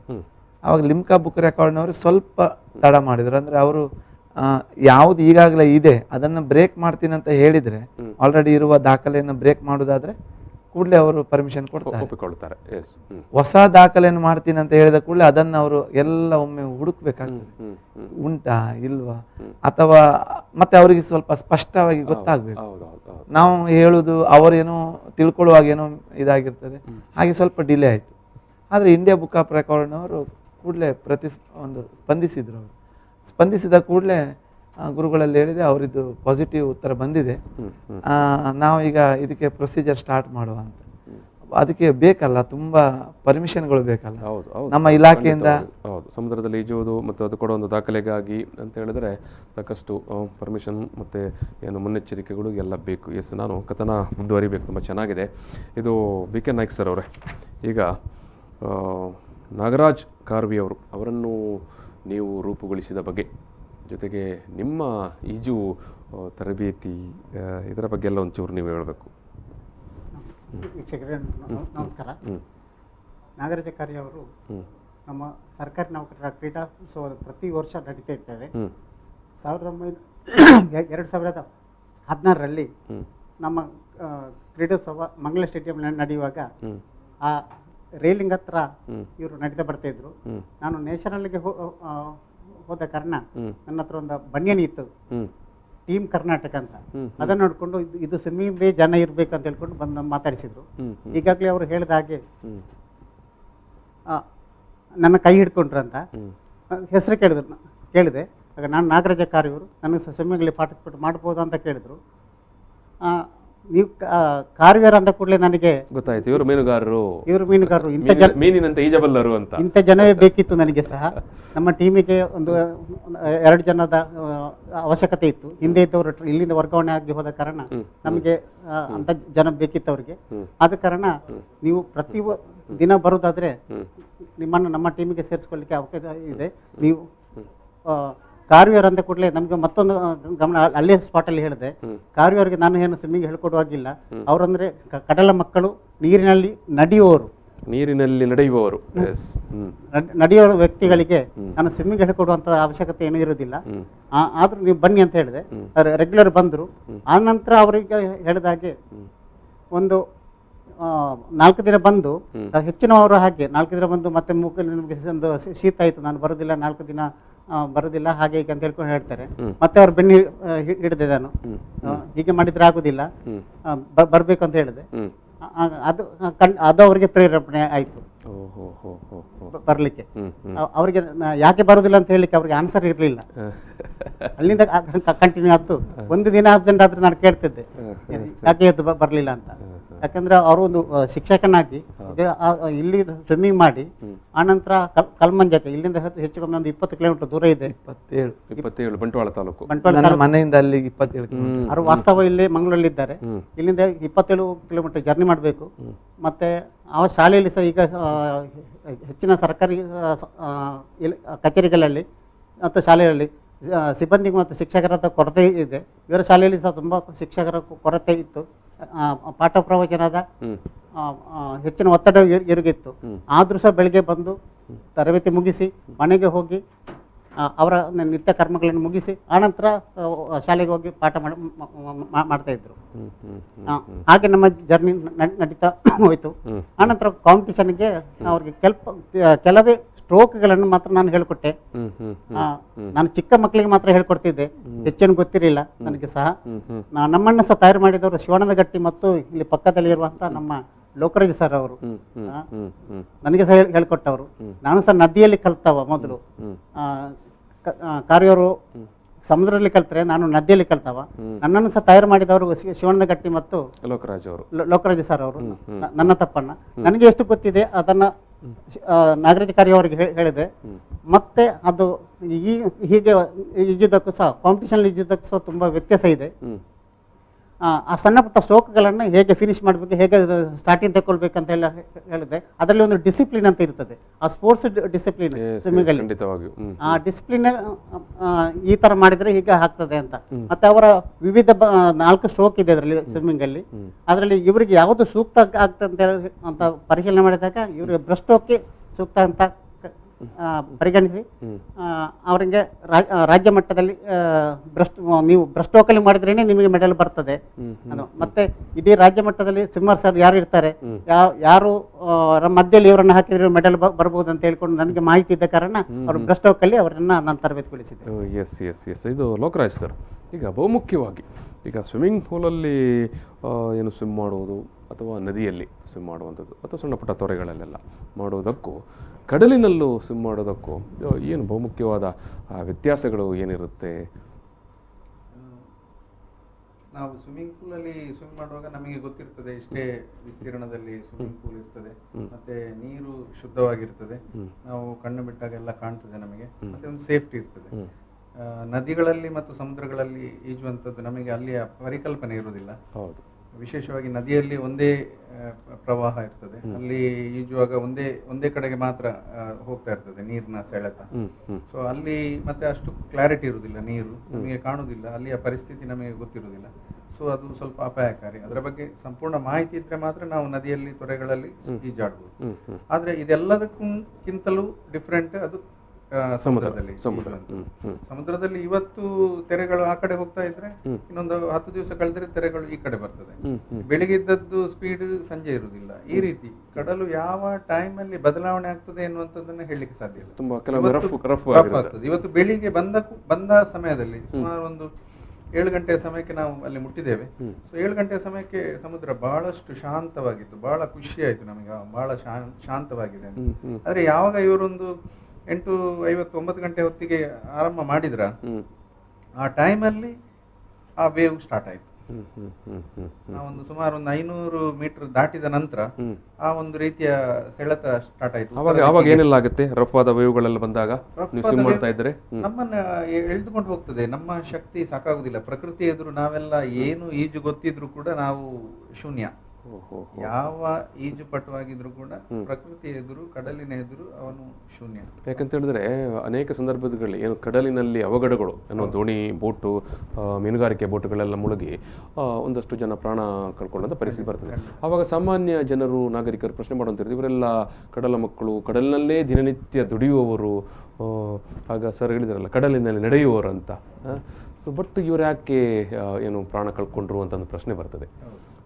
ಅಂದ್ರೆ ನೀವು ಹೇಳೋದು ಅದಷ್ಟು ಎಷ್ಟು ಎಕ್ಸ್ಪರ್ಟ್ ಸ್ವಿಮ್ಮರ್ ಆಗಿದ್ರು ಕೂಡ ಅಲ್ಲಿ ಕಡಲಿನಲ್ಲಿ ಕ್ಷಣ ಕ್ಷಣಕ್ಕೆ ಅದರ ಕಡಲು ಪರಿವರ್ತನೆ ಆಗ್ತಾ ಇರ್ತದೆ. ಅದಕ್ಕೆ ಸರಿಯಾಗಿ ಅದರ ಅನುಭವ ಇರುವವರು ಅದಕ್ಕೆ ಸರಿಯಾಗಿ ಈಜುತ್ತಾರೆ. ಯಾವಾಗ ವೇವ್ ಒಂದು ಸೈಡಿಗೆ ಹೋಗ್ತಾ ಇರ್ತದೆ ಅದಕ್ಕೆ ಸರಿಯಾಗಿ ಈಜಬೇಕು. ವೇವ್ನ ವಿರುದ್ಧ ದಿಕ್ಕಿನಲ್ಲಿ ನಾವು ಈಜಲಿಕ್ಕೆ ಹೋದ್ರೆ ನಮ್ಮ ಶಕ್ತಿ ಸಾಕಾಗುದಿಲ್ಲ, ಮೂವ್ಮೆಂಟ್ ಆಗುದಿಲ್ಲ. ನಾವು ಎಲ್ಲಿರ್ತೇವೆ ಅಲ್ಲೇ ಸ್ವಿಮ್ ಮಾಡ್ತಾ ಇರ್ತೇವೆ. ಅದು ವೇವ್ ನಮ್ಮನ್ನ ತಳ್ಳಿಕೊಂಡು ಹೋಗ್ತದೆ. ಇವತ್ತು ಕೂಡ ಅದೇ ತರ ಆಯ್ತು. ಅವರು 1 ಕಿಲೋಮೀಟರ್ ಅಂತ ಹೇಳಿ ಹೊರಟರು, ಆದ್ರೆ ವೇವ್ ಇಂದಾಗಿ ಅವರು ಸ್ವಲ್ಪ ಜಾಸ್ತಿ ಅಂದ್ರೆ ಸ್ವಲ್ಪ ಲಾಂಗ್ ಡಿಸ್ಟೆನ್ಸ್ ತಗೊಳ್ಬೇಕಾಯ್ತು ಅವರಿಗೆ. ಅರ್ಧ ಚಂದ್ರಾಕೃತಿಯಲ್ಲಿ ಅರ್ಧ ಚಂದ್ರಾಕೃತಿಯಲ್ಲಿ ಹೊರಟರು. ಸೊ ಅದು ಇಂಪಾರ್ಟೆಂಟ್. ಆಮೇಲೆ ಸ್ಟಾರ್ಟಿಂಗ್ ಅಲ್ಲಿ, ಕಡಲಿನ ಸ್ಟಾರ್ಟಿಂಗ್ ಅಲ್ಲಿ ನಿಮಗೆ ದೊಡ್ಡ ಮಟ್ಟಿನ ವೇವ್ಸ್ ಗಳು ಬರ್ತಾ ಇರ್ತದೆ, ತೆರೆಗಳು ಬರ್ತಾ ಇರ್ತದೆ. ಸೊ ಅಲ್ಲಿ ಒಮ್ಮೆ ಅದನ್ನು ದಾಟಿದ್ರೆ ಮತ್ತೆ ಸ್ವಲ್ಪ ಕಡಲು ಸ್ವಲ್ಪ ಒಂದು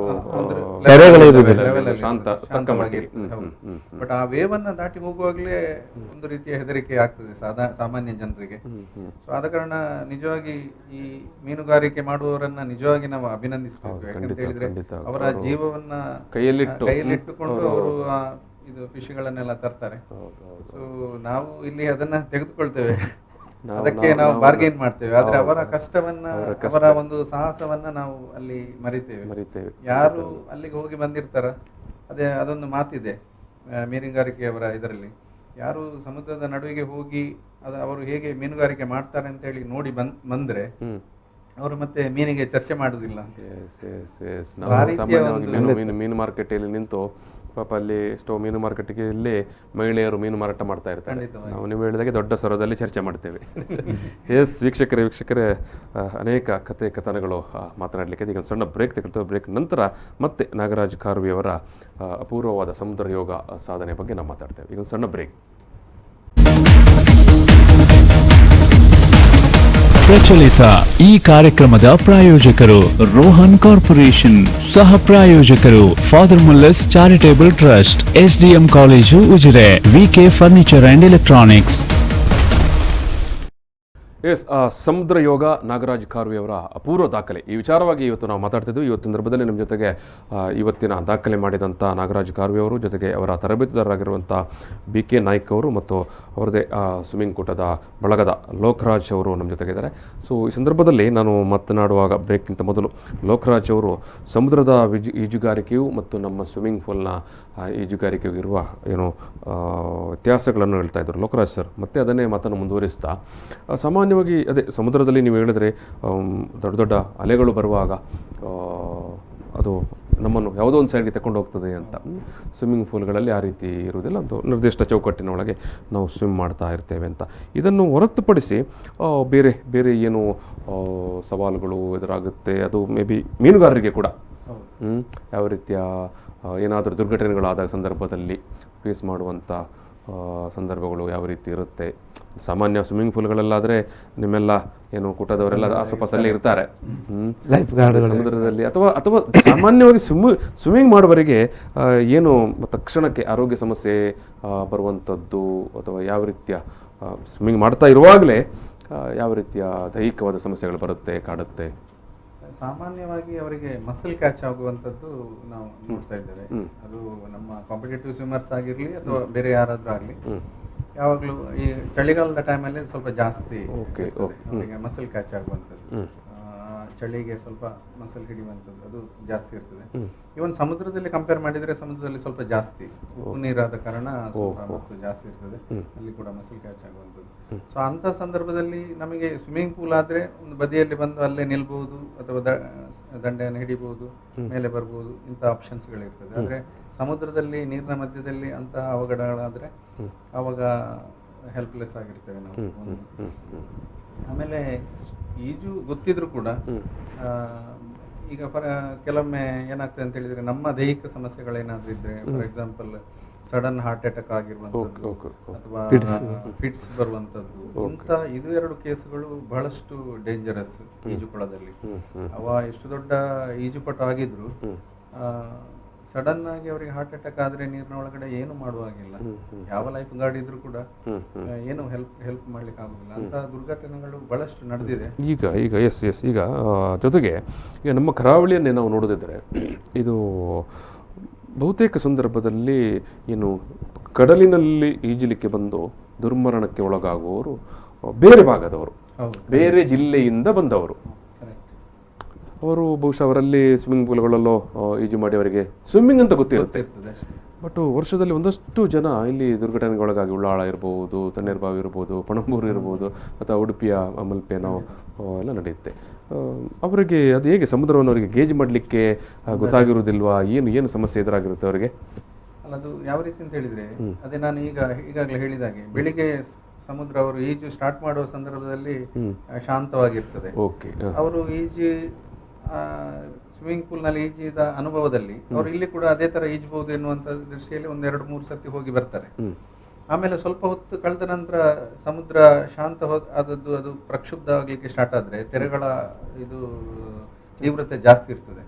ಸೊ ಅಂತ ಸಂದರ್ಭದಲ್ಲಿ ಇವರು ಸ್ವಿಮ್ಮಿಂಗ್ ಮಾಡಿ ಗೊತ್ತಿರ್ತದೆ, ನೆಲ ಸಿಗ್ತದೆ, ಆದ ಕಾರಣ ನಾವು ಇನ್ನೂ ಮುಂದೆ ಹೋಗ್ಬೋದು ಅಂತ ಹೇಳಿಕೊಂಡು ಮುಂದೆ ಹೋಗ್ತಾ ಇರ್ತಾರೆ. ಯಾಕಂತ ಹೇಳಿದ್ರೆ ಅಲ್ಲಿ ಬೌಂಡ್ರಿ ಇರುವುದಿಲ್ಲ ಇಷ್ಟು ದೂರ ಹೋಗುವಂತದ್ದು, ಮತ್ತೆ ಅವರಿಗೆ ಗೊತ್ತಾಗುದಿಲ್ಲ. ಅವ್ರು ಆಟ ಆಡ್ಲಿಕ್ಕೆ ಬಂದಿರ್ತಾರೆ, ಏನೋ ಒಂದು ಟೆಂಪ್ಟೇಷನ್ ಖುಷಿಯಲ್ಲಿ ಅವರು ಆ ಗುಂಗಿನಲ್ಲೇ ಇರ್ತಾರೆ. ಸೊ ಆವಾಗ ಸಡನ್ ಬಂದು ತೆರೆ ಒಂದು ಎಳೆದುಕೊಂಡು ಹೋದ್ರೆ ಅವಾಗ ಈಗ ನಮಗೆ ಕೂಡ ಎಷ್ಟು ಈಜು ಗೊತ್ತಿದ್ರು ಕೂಡ ಹಿಮ್ಮದಿಂದ ಬಂದು ಅದು ತೆರೆ ನಮ್ಮನ್ನು ಅಪ್ಪಳಿಸಿದ್ರೆ ನಾವು ಕೂಡ ಅಲ್ಲಿ ನಿಲ್ಲಿಕ್ಕೆ ಆಗುದಿಲ್ಲ. ಆ ತೆರೆಗೆ ನಾವು ಕೂಡ ಕೊಚ್ಚಿ ಹೋಗ್ತೇವೆ. ಸೊ ಕೊಚ್ಚಿ ಹೋಗುದು ಮಾತ್ರ ಅಲ್ಲ, ಕೆಲವೊಮ್ಮೆ ತೆರೆಗಳು ಮುಂದೆ ಹೋಗಿ ಪುನಃ ರಿಟರ್ನ್ ಬರುವಾಗ ನಮ್ಮನ್ನು ಎಳ್ಕೊಂಡು ಹೋಗ್ತದೆ. ಸೊ ಇಂಥದ್ದು ಕೂಡ ಇದೆ. ಎಷ್ಟು ಈಜು ಗೊತ್ತಿದ್ರು ಕೂಡ ಅವನು ಅಲ್ಲಿ ನಿಲ್ಲಿಕ್ಕೆ ಆ ಕೆಪಾಸಿಟಿ ಸಾಕಾಗುದಿಲ್ಲ. ಅದಕ್ಕೆ ಮುಳುಗಿ ಎಲ್ಲ ಸ್ವಲ್ಪ ನಿಂತ್ರೆ ಅಲ್ಲಿ ನಾವು ಸ್ಟೇಬಲ್ ಆಗಿರ್ಬೋದು. ಅದರ ಬಗ್ಗೆ ಅನುಭವ ಇಲ್ಲದವರು, ಯಾವ ಕಡೆ ಫೇಸ್ ಮಾಡಬೇಕು ಅಂತ ಹೇಳಿ ಗೊತ್ತಿಲ್ಲದವರು, ಸೊ ಆವಾಗ ಏನಾಗ್ತದೆ ಅಂತ ಹೇಳಿದ್ರೆ ಅವರಿಗೆ ಏನು ಸಿಕ್ಕಿರುವುದಿಲ್ಲ ಕೈಗೆ, ಅವರು ಅದರ ಜೊತೆಗೆ ಕೊಚ್ಚಿಕೊಂಡು ಹೋಗ್ತದೆ. ಒಂದು ಸ್ವಲ್ಪ ದೂರದವರೆಗೆ ಹೋಗ್ತದೆ. ಈಜು ಗೊತ್ತಿದ್ದವರು ಅಲ್ಲಿಂದ ನಂತರ ಎದ್ದು ನಿಂತು ಸಾವರಿಸಿಕೊಂಡು ಬರ್ಬೋದು. ಆದ್ರೆ ಗೊತ್ತಿಲ್ಲದವರು ಏನ್ ಮಾಡ್ತಾರೆ, ಅವರು ಬೊಬ್ಬೆ ಹೊಡಿಲಿಕ್ಕೆ ಸ್ಟಾರ್ಟ್ ಮಾಡ್ತಾರೆ. ಮತ್ತೆ ಹೆಚ್ಚಿನ ಅವಘಡಗಳು ಹೇಗೆ ಆಗ್ತದೆ ಅಂತ ಹೇಳಿದ್ರೆ, ಅಲ್ಲಿ ಬೀಚಲ್ಲಿ ಆಟ ಆಡ್ಲಿಕ್ಕೆ ಬಂದವರು ಒಂದು 4-5 ಜನ ಇದ್ದು ಅವರಲ್ಲಿ ಆಟ ಆಡ್ತಾ ಇರ್ತಾರೆ. ಅವ್ರಿಗೆ ಯಾರಿಗೂ ಸ್ವಿಮ್ಮಿಂಗ್ ಗೊತ್ತಿರುವುದಿಲ್ಲ, ಆದ್ರೆ ಸ್ವಲ್ಪ ದೂರದವರೆಗೆ ಹೋಗಿರ್ತಾರೆ, ಒಂದು ಕಾಲು ಮುಳುಗುವವರೆಗೆ. ಒಬ್ಬ ಕೊಚ್ಚಿ ಹೋದ ಕೂಡಲೇ ಮತ್ತೊಬ್ಬರಿಗೆ ಅವನನ್ನು ರಕ್ಷಿಸುವ ಎನ್ನುವಂತ ಉತ್ಸಾಹ ಇರ್ತದೆ. ಆದ್ರೆ ಸ್ವಾಭಾವಿಕವಾಗಿ ಹೆಚ್ಚಿನ ಅಪಘಾತಗಳು ಆಗುವಂತದ್ದು ಆ ರೀತಿಯಾಗಿ. ಈಜು ಗೊತ್ತಿಲ್ಲದವ ಆವಾಗ ಒಂದು ಡೆತ್ ಆಗುವ ಬದಲು ಅಲ್ಲಿ 2 ಡೆತ್ 3 ಡೆತ್ ಆಗ್ಬೋದು. ಇಂಥ ಕೇಸುಗಳು ಜಾಸ್ತಿ. ಅವರನ್ನ ರಕ್ಷಣೆ ಮಾಡ್ಲಿಕ್ಕೆ ಹೋಗಿ ಸ್ವಲ್ಪ ಅಪಘಾತ. ಸಾಕಷ್ಟು ಮುನ್ನೆಚ್ಚರಿಕೆ ಕಡಲಿನ ಈಜಿನಲ್ಲಿ ಅಗತ್ಯ. ಖಂಡಿತ. ಇದು ನಾಗರಾಜ್ ಕಾರ್ವಿ ಅವರೇ, ಇವತ್ತಿನ ನಿಮ್ಮ ಸಮುದ್ರ ಯೋಗ ಇದೆ ಅಲ್ವಾ, ಇವತ್ತು ನೀವು ಕಾಲಿಗೆ ಸರಪಳಿ ಕಟ್ಟಿಕೊಂಡು ಆ ಈಜಿದಂಥ ಒಂದು ಒಟ್ಟು ಆ ಬೆಳಗಿನ ಒಂದು ಘಟನಾವಳಿಗಳನ್ನು ನೀವು ವಿವರಿಸಬೇಕು ಸರ್. ಬೆಳಗ್ಗೆ ಸರ್ ಹೇಳಿದ ಹಾಗೆ ಬೆಳಗ್ಗೆ ನಾವು ಕಡಲಿನ ಹತ್ರ ಹೋಗಿ ನಿಂತಾವಾಗ ನಮಗೆ ಯಾಕಂದ್ರೆ ಶಾಂತವಾಗಿ ಅನ್ನಿಸಿತು. ಯಾಕೆ ಅನ್ನಿಸಿತು ಅಂದ್ರೆ, ಒಂದು 3 ದಿವಸದ ಹಿಂದೆ ಅದೇ ಜಾಗಕ್ಕೆ ಹೋಗಿ ನಿಂತಾವಾಗ ನಮ್ಮ ಎದೆ ಜೆಲ್ ಅಂತ ಆಗಿದೆ. ಯಾಕಂದ್ರೆ ನಾವು ಸಮುದ್ರದಲ್ಲಿ ಈಜುದಾದ್ರೂ ಅದನ್ನು ನೋಡಿ, ಯಾಕಂದ್ರೆ ಸೋಮವಾರ ಅಮಾವಾಸ್ಯೆ ಆಗಿದೆ ನೋಡಿ, ಎಲ್ಲಿಂದ ಎಲ್ಲಿ ಪ್ರಭಾವ ಬೀರ್ತದೆ ನೋಡಿ. ಒಂದು ಗ್ರಾವಿಟಿ ಪವರ್ ಅಲ್ಲಿ ಸಹ ಸಮುದ್ರ ತನ್ನ ರೂಪ ಬದಲಾವಣೆ ಮಾಡಿಕೊಳ್ತಾ ಇರ್ತದೆ. ವಿಪರೀತವಾದ ತೆರೆ, ಮಂಗಳವಾರ ಬುಧವಾರ ವಿಪರೀತ ತೆರೆ. ಅದು ಎಷ್ಟು ತೆರೆ ಅಂದ್ರೆ ಒಂದು ಕ್ಷಣ ನಿಲ್ಲಿಕ್ಕೆ ಬಿಡ್ತಾ ಇರ್ಲಿಲ್ಲ ಸಮುದ್ರ. ನಾವು ಮತ್ತೆ ಬೇಗ ಸ್ವಿಮ್ಮಿಂಗ್ ಮಾಡಿ ಬಂದ್ವಿ. ಮತ್ತೆ ನಾನು ಗುರುಗಳ ಹತ್ರನು ಹೇಳಿದೆ, ಇಷ್ಟು ದಿವಸ ಹೇಗಿತ್ತು ಸಮುದ್ರ, ಈಗ ನಾವು ಅಪ್ಲಿಕೇಶನ್ ಹಾಕುವಾಗ ಸಮುದ್ರ ಶಾಂತ ಇತ್ತು, ಈಗ ನಮ್ಮ ದಿನಗಳು ಈಗ ಈಜಲಿಕ್ಕೆ ಬರುವಾಗ ಹೀಗೆ ಆಗ್ತಾ ಇದೆ. ಈಗ ಅಶೋಕ್ ಸರ್ ಇರ್ಬೋದು, ಫಿಕ್ಸ್ ಮಾಡಿ ಆಗಿದೆ. ಅಶೋಕ್ ಸರ್ ಮತ್ತೆ ಸರ್ ಇಬ್ರು ದೇವರಲ್ಲಿ ಪ್ರಾರ್ಥನೆ ಮಾಡಿದ್ರಂತೆ, ಇವತ್ತು ಹೇಳ್ತಾ ಇದ್ರು ಅವರು, ದೇವರಲ್ಲಿ ಪ್ರಾರ್ಥನೆ ಮಾಡಿದ್ವಿ ಅಂತ. ಮತ್ತೆ ನನಗೊಂದು ಧೈರ್ಯ ಇತ್ತು, ಏನಂದ್ರೆ ಅಮಾವಾಸ್ಯೆಯ ಮರು ದಿವಸ ಅದು ಇರ್ತದೆ, ಅದರ ಪ್ರಭಾವ ಒಂದು 4-5 ದಿವಸ ಇರ್ತದೆ. ನಮ್ಮದು ಶುಕ್ರವಾರ ಆದ ಕಾರಣ ಅಲ್ಲಿಗೆ ಸರಿ ಆದೀತು ಅನ್ನುವಂತ ಒಂದು ನಂಬಿಕೆ ಇತ್ತು. ಹಾಗೆ ಇವತ್ತು ಬಂದು ನಿಂತಾವಾಗ ಅದು ಕಡಲು ಸ್ವಲ್ಪ ಶಾಂತವಾಗಿದೆ. ಆದ್ರೆ ಯಾವಾಗ ನಾವು ನಮ್ಮ ಟೈಮ್ 8 ಗಂಟೆ ಅಂತಂದು ಹೇಳಿ ಮತ್ತೆ ಸ್ವಲ್ಪ ಟೈಮ್ ಜಾಸ್ತಿ ಮಾಡಿಕೊಳ್ಳೋದು, ಆವಾಗ ಮೆಲ್ಲ ತೆರೆಗಳು ಹೇಳಲಿಕ್ಕೆ ಸ್ಟಾರ್ಟ್ ಆಯ್ತು. ಆದ್ರೆ ಆ ಹಿಂದಿನ 3 ದಿವಸದ ಹಿಂದೆ ಆದಂತ ಇದು ತೆರೆಗಳಲ್ಲ, ಸುಮಾರಿಗಿತ್ತು. ಆಮೇಲೆ ಎಲ್ಲ ಗಣ್ಯರ ಸಮಕ್ಷಮದಲ್ಲಿ ಯಾರು ಮುಖ್ಯವಾಗಿ ನಮ್ಮ ಶಿಕ್ಷಣ ಇಲಾಖೆಯ DD ಪೈ ಸರ್ ಮಲ್ಲೇಸ್ವಾಮಿ ಅಂತ ಅವರಿದ್ರು, ಯುವಜನ ಮತ್ತು ಗೋಪಾಲ್ ಕಾರ್ವಿ ಅವರಿದ್ರು. ಹೌದು. ಆಮೇಲೆ ಗಿನ್ನಿಸ್ ದಾಖಲೆ ಮಾಡಿದವರು ಸರಪಳಿ ಬಿಗಿದುಕೊಂಡು ಹೌದು, ಅವರು ಸುಮಾರು ಒಂದು 3.5 ಕಿಲೋಮೀಟರ್ ಸರಪಳಿ ಬಿಗಿದುಕೊಂಡು ಈಜಿ ಗಿನ್ನಿಸ್ ರೆಕಾರ್ಡ್ ಮಾಡಿದವರು, ನನ್ನ ಆತ್ಮೀಯರು. ಕಳೆದ ಬಾರಿ ನಾನು ವಡೋದರಕ್ಕೆ ಹೋಗುವಾಗ ನಾವು ಒಟ್ಟಿಗೆ ಹೋಗಿದ್ದು, ಅವರಿಗೂ ಸಹ 2 ಗೋಲ್ಡ್ ಮೆಡಲ್ ಬಂದಿದೆ.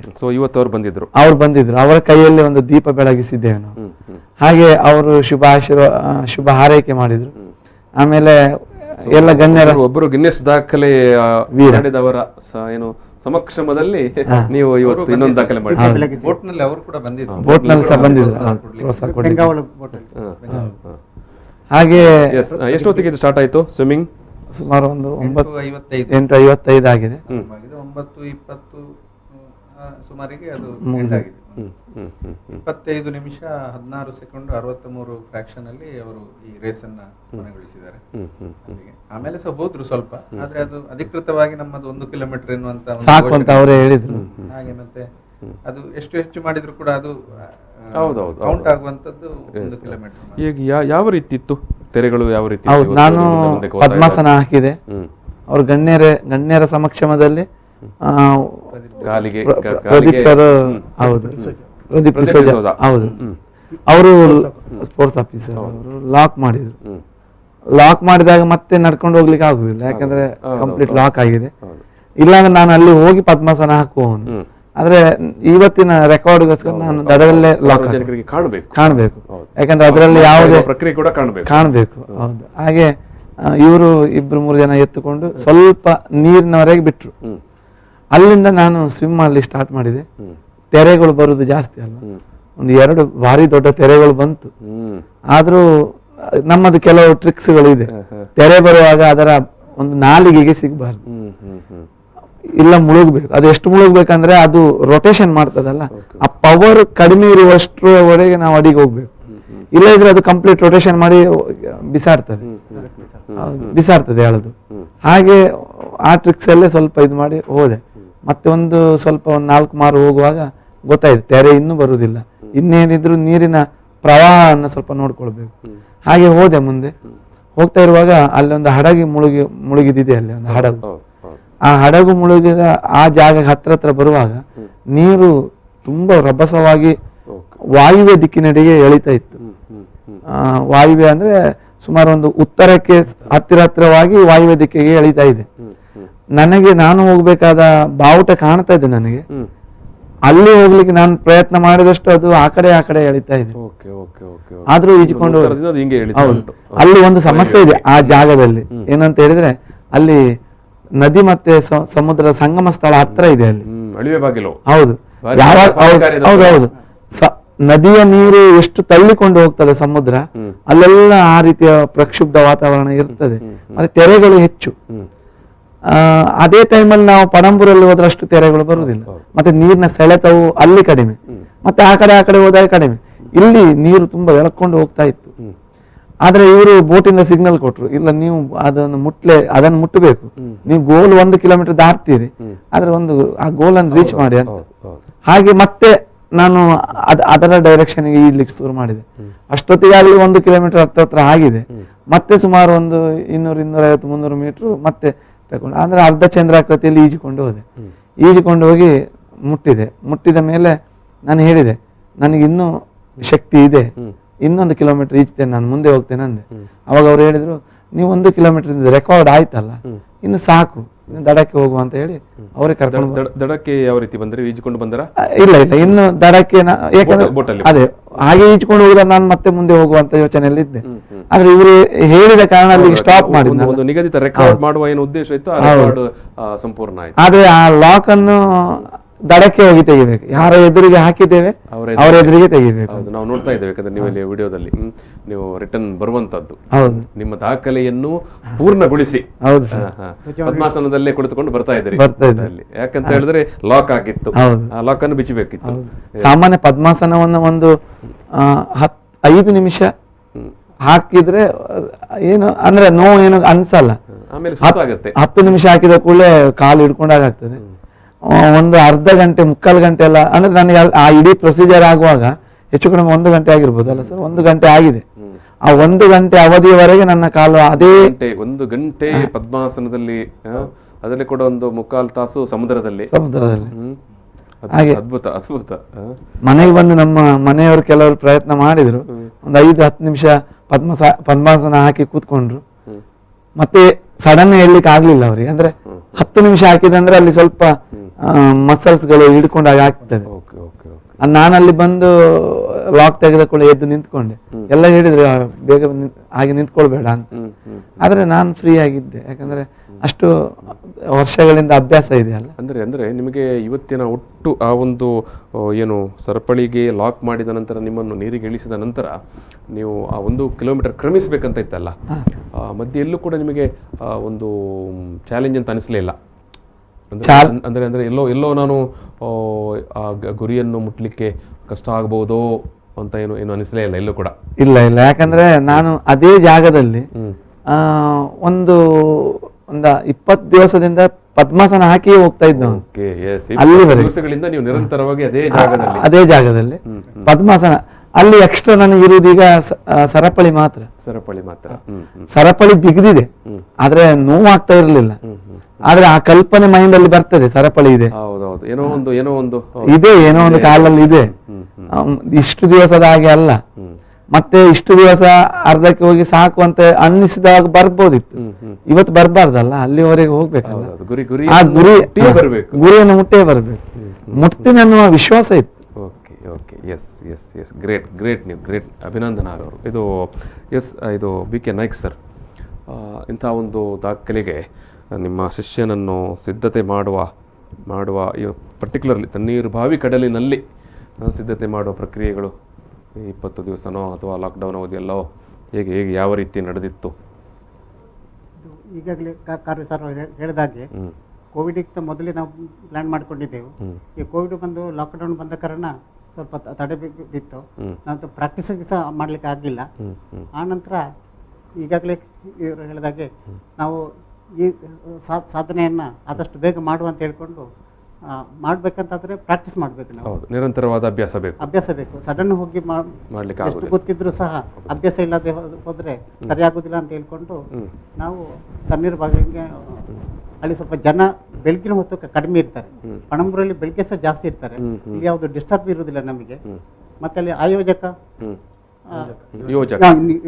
ಯೋಜಕ ಕಂಪನಿಯವರು ಸಹ ನಮಗೆ ತುಂಬಾ ಸಹಕಾರ ಮಾಡಿದ್ದಾರೆ ಇದೊಂದು ನಮ್ಮ ಸಾಧನೆ ಮಾಡ್ಲಿಕ್ಕೆ. ಬೆಳಿಗ್ಗೆ ಸಹ ನಾವು ಹೋದಾಗ ತುಂಬಾ ಸಹಕಾರ ಮಾಡ್ತಾ ಇದ್ರು. ಫಸ್ಟ್ ನಾವೇ ಹೋಗ್ತಾ ಇದ್ದವ್ರು. ಎಷ್ಟು ಗಂಟೆಗೆ ಬೆಳಿಗ್ಗೆ ನಿಮ್ಮದು ಸ್ವಿಮ್ಮಿಂಗ್ ಸ್ಟಾರ್ಟ್ ಆಗ್ತಾ ಇತ್ತು? ನಾವು 6:10ಕ್ಕೆ ನಾವು ಅಲ್ಲಿ ನೀರಿಗೆ ಇಳಿತಿದ್ದೇವೆ. ಎಷ್ಟು ಜನ ಇರ್ತಿದ್ರಿ ಸಾಮಾನ್ಯವಾಗಿ? ಎವರೇಜ್ ನಾವು 15ರಿಂದ 20 ಜನ ನಮ್ಮ ಟೀಮಿಗೆ. ಒಂದೊಂದು ಜನ 15 ಜನ ಸಾಕ್ತಿದ್ರು. ಅಂದ್ರೆ ಬೇರೆ ಬೇರೆ ವೃತ್ತಿಯವರು ಇದ್ದಾರೆ ನಮ್ಮ, ಒಂದೇ ವೃತ್ತಿಯವರಲ್ಲ, ಬೇರೆ ಬೇರೆ ಕ್ಷೇತ್ರದಲ್ಲಿ ಕೆಲಸ ಮಾಡುವವರು. ಆದ್ರೆ ನಾವು ಹೋಗುವಾಗ ನಮ್ಮ ಸ್ಟೂಡೆಂಟ್ಗಳು ತುಂಬಾ ಹೇಳ್ತಾ ಇದ್ರು, ಈಗ ಮೆಸೇಜ್ ಆಗ್ತದೆ, ನಾವು ಬರ್ತೇವೆ ಸರ್, ನಾವು ಬರ್ತೇವೆ ಅಂತ ಹೇಳ್ಕೊಂಡು. ಈ ಸಣ್ಣ ಮಕ್ಕಳನ್ನು ಯಾರು ಬಹುಮುಖ್ಯವಾಗಿ ಲಾಕ್ಡೌನ್ ನ ಟೈಮಲ್ಲಿ ಸ್ವಿಮ್ಮಿಂಗ್ ಪೂಲ್ಗಳು ಬಂದಾದ ಕಾರಣದಿಂದಾಗಿ ನೀವು ಸಮುದ್ರವನ್ನು ಆಯ್ಕೆ ಮಾಡಿಕೊಂಡ್ರಿ? ಹೌದು. ಎಸ್ ಸಮುದ್ರದಲ್ಲಿ ಈಜುತ್ತಾ ನಿಮಗೆ ಈ ರೀತಿಯ ದಾಖಲೆ ಮಾಡ್ಬೇಕಂತ ಅನಿಸಿತು? ಕಲ್ಪನೆ ಇತ್ತು, ಮೊದಲೇ ಕಲ್ಪನೆ ಇತ್ತು. ಅಲ್ಲ, ಕಲ್ಪನೆ ನಾನು ಲಾಕ್ಡೌನ್ ಮೊದಲೇ ಇದೆ ಅಂತ ಹೇಳಿದ್ದೆ. ಮೊದಲೇ ಕಲ್ಪನೆ ಇತ್ತು. ಮತ್ತೆ ನನ್ನ ಊರು ಕಂಚುಗೋಡು, ಕುಂದಾಪುರ ತಾಲೂಕು.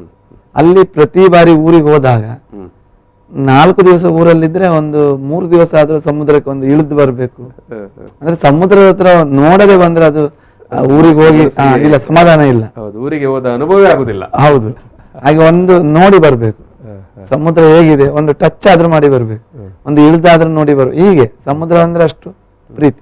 ಇವ್ರಿಗೆ ಎಷ್ಟು ಪ್ರೀತಿ ಇದೆ ಅಂದ್ರೆ ಇವತ್ತು ಕುಂದಾಪುರದಿಂದ ಮತ್ತೆ ಇವರು ಊರಿಂದ ಹೆಚ್ಚು ಕಮ್ಮಿ ಒಂದು 30-40 ಜನ ಬಂದಿದ್ದಾರೆ ಈ ಸಾಹಸ ಈ ದಾಖಲೆಯನ್ನು ನೋಡ್ಲಿಕ್ಕೆ ಗೋಪಾಲ ಕಾರ್ಯವರ ಜೊತೆಗೆ. ಇವತ್ತು ಮತ್ತೊಂದು ಚಿಂತಿತ ವಿಷಯ ಏನಂತಂದ್ರೆ ಇವರಿಗೆ ಗೊತ್ತಿದೆ ಇಲ್ಲದು ಗೊತ್ತಿಲ್ಲ, ಇವರನ್ನ ಸರಪಳಿ ಹಾಕಿ ನಮ್ಮ ಸ್ಪೋರ್ಟ್ಸ್ ಆಫೀಸರ್ ಪ್ರತಿಭಟಿಸುವ ಸರಪಳಿ ಹಾಕಿ ಬೇಗ ಹಾಕಿದ್ರು. ಅಂದ್ರೆ ನಾವು ಹೇಳಿ ಹಾಕಿದ ಅವರು ಮಾಡಿದಲ್ಲ. ಮತ್ತೆ ಫ್ಲಾಗ್ ಇವರ ಡಿಸ್ಟ್ರಿಕ್ಟ್ ಆಫೀಸರ್ DDP ಅವರು ಮಲ್ಲೇಸ್ವಾಮಿ ಅಂತ ಅವರು ಫ್ಲಾಗ್ ತೋರಿಸಿ ಹಸಿರು ನಿಶಾನೆ ತೋರಿಸಿ ನಮ್ಮನ್ನ ಬಿಟ್ಟರು. ಮತ್ತೆ ನಾನು ಮತ್ತು ಗಟ್ಟಿ ಸರ್ ಮತ್ತು ಲೋಕರಾಜ್ ಸರ್ ಹಿಡ್ಕೊಂಡು ಅದು ಸ್ವಲ್ಪ ವ್ಯೂಸಿಂದ ಸ್ವಲ್ಪ ಆ ಕಡೆ ಬಿಡುವಳ್ಳಿ ತನಕ ಕೊಂಡೋದಾಗ ನಾನು ಹೊಯ್ಗೆಯಲ್ಲಿ ಇವರ ಫ್ಯಾಮಿಲಿಯವರು ಮತ್ತು ಇವರ ಅಕ್ಕ ಅಣ್ಣ ತಮ್ಮಂದರು ಗಲಗಲನೆ ಅಳ್ತಾ ಇದ್ರು. ನಾನು ಅದನ್ನು ಅಲ್ಲಿಂದಲೇ ಗಮನಿಸಿದೆ. ಆಗ ನನಗೂ ಯಾಕೋ ಒಂಥರ ನಾವು ಮಾಡಿದ್ದು ಸರಿಯಾ ತಪ್ಪ ಅಂತ ನನಗೆ ಸಹ ಅನಿಸಿತು. ಇಲ್ಲಿ ನನಗೆ ಯಾರಿಗೂ ಹೇಳಿಲ್ಲ, ಇಲ್ಲೇ ಹೇಳ್ತಿದ್ರು. ಆನಂತರ ಬಂದಾದ್ಮೇಲೆ ಒಂದು ಬಾರಿ ಭಾವನಾತ್ಮಕವಾದ ಘಟನೆ ಮತ್ತು ವಿಚಾರ ಒಂದು 2 ಕಾರಣ ಇರುತ್ತದೆ. ಒಂದು ಅಪೂರ್ವವಾದ ಸಾಧನೆ ಮಾಡ್ತಾರೆ ಅನ್ನುವಂಥ ಒಂದು ಆನಂದ ಬಾಷ್ಪ ಕೂಡ ಇರ್ತದೆ. ಬಂದ್ಮೇಲೆ ಆನಂದ ಭಾಷೆ ಮತ್ತು ನೋಡಿದೆ ನಾವು, ಅದು ಬಹಳ ಖುಷಿ ಆಯ್ತು ನನಗೆ. ಇದನ್ನು ಇನ್ನು ಹೆಚ್ಚಿನ ಸಾಧನೆ ಮಾಡ್ಲಿಕ್ಕೆ ಅದೊಂದು ಪ್ರೇರಣೆ ಅಂತ ಹೇಳ್ಕೊಂಡು ನಾನು ಭಾವಿಸ್ತೇನೆ. ಎಸ್ ಇದು ಕೊನೆಯದಾಗಿ ಲೋಕರಾಜ್ ಸರ್, ಈ ರೀತಿಯ ಸಾಹಸ ಮಾಡಲಿಕ್ಕೆ ಹೊರಡುವವರಿಗೆ ನೀವು ಏನು ಹೇಳಲಿಕ್ಕೆ ಬಯಸ್ತೀರಿ? ಅಥವಾ ನಮ್ಮ ಈ ವಿದ್ಯಾರ್ಥಿ ಯುವ ಸ್ವಿಮ್ಮರ್ಸ್ ಇರ್ತಾರಲ್ಲ ಅವರಿಗೆ ನೀವು, ಅಥವಾ ಕಡಲಿನಲ್ಲಿ ಈಜುವವರಿಗೆ ನೀವು ಏನು ಹೇಳಲಿಕ್ಕೆ ಬಯಸ್ತೀರಿ? ಖಂಡಿತವಾಗಿ ಇದು ಒಂದು ಒಳ್ಳೆಯ ಸಾಧನೆ. ಯಾಕಂದರೆ ಸಾಧನೆ ಮಾಡುವಾಗ ಆ ರೀತಿಯ ಪರಿಶ್ರಮ, ಕಠಿಣ ತಪಸ್ಸು ಮಾಡಿದರೆ ಮಾತ್ರ ಅಂತ ಸಾಧನೆ ಮಾಡಲಿಕ್ಕೆ ಸಾಧ್ಯ ಆಗ್ತದೆ. ಸೊ ಆದರೆ ಯಂಗ್ ಜನರೇಷನ್ ಈ ಥರದ ಸಾಧನೆಗೆ ಕೈ ಹಾಕುವಾಗ ಏಕಾಏಕಿ ನನಗೆ ಸ್ವಿಮ್ಮಿಂಗ್ ಬರ್ತದೆ ಎನ್ನುವಂಥ ರೀತಿಯಲ್ಲಿ ಅಂಥ ಸಾಹಸಕ್ಕೆ ಕೈ ಹಾಕಬಾರ್ದು. ಅದಕ್ಕೆ ಸರಿಯಾಗಿ ಈಗ ಕಾರ್ವಿ ಸರ್ ಅವರು ಯಾವ ರೀತಿಯಾಗಿ ಪೂರ್ವ ಯೋಜಿತವಾಗಿ ಅದಕ್ಕೆ ಪ್ರಿಪರೇಷನ್ ಮಾಡಿದ್ದಾರೆ, ಹಾಗೆ ಅವರಿಗೆ ಇವನ್ ಅಷ್ಟು ಕಾನ್ಫಿಡೆನ್ಸ್ ಇದ್ರೂ ಕೂಡ ಎಲ್ಲ ಜಿಲ್ಲಾ ಸಂಸ್ಥೆಗಳ ಅನುಮತಿ, ಜಿಲ್ಲಾಡಳಿತ, ಕೋಸ್ಟ್ ಗಾರ್ಡ್ ಇಂದ ಇದು ಸೇಫ್ಟಿ ಆಗಿ ಅವರು ನಮ್ಮ ಹತ್ರದಿಂದ ಬರ್ತಾ ಇದ್ರು. ಅಂದ್ರೆ ಬೋಟಲ್ಲಿ ಕೂಡ ಮತ್ತೆ ಯೋಜಕದ ಒಂದು ತಂಡ ಕೂಡ ಸಮೀಪದಲ್ಲೇ ಇತ್ತು. ಸೊ ಇದೆಲ್ಲ ಇಂತಹ ಪ್ರಿಕಾಷನ್ಸ್ ಮಾಡಿಕೊಂಡು ಮಾಡ್ತಿರುವ ದಾಖಲೆ ಮಾಡ್ಲಿಕ್ಕೆ ಏಕಾಏಕಿ ಈಗ ಯಂಗ್ ಜನರೇಷನ್ ಅವರು ಮಾಡಿದ್ದಾರೆ, ಗೋಪಾಲ್ ಕಾರ್ವಿ ಮಾಡಿದ್ದಾರೆ, ನಾಗರಾಜ್ ಕಾರ್ವಿ ಮಾಡಿದ್ದಾರೆ ಅಂತ ಹೇಳಿ ನೀವು ಏಕಾಏಕಿ ಬಂದು ಸಮುದ್ರದಲ್ಲಿ ಅಂತಹ ಸಾಧನೆ ಮಾಡ್ಲಿಕ್ಕೆ ಹೋಗ್ಬೇಡಿ. ಸರಿಯಾದ ಪ್ರಿಕಾಷನ್ಸ್ ಗಳನ್ನ ತೆಗೆದುಕೊಂಡು ಅದರಲ್ಲಿ ಸ್ವಲ್ಪ ಪರಿಣತಿಯನ್ನು ಹೊಂದಿ ಆಮೇಲೆ ಇಂತಹ ಸಾಧನೆಗಳನ್ನ ಮಾಡಿ. ಮೊದಲು ಅದಕ್ಕೆ ಸರಿಯಾದ ಒಂದು ಸಿದ್ಧತೆ ಬೇಕು.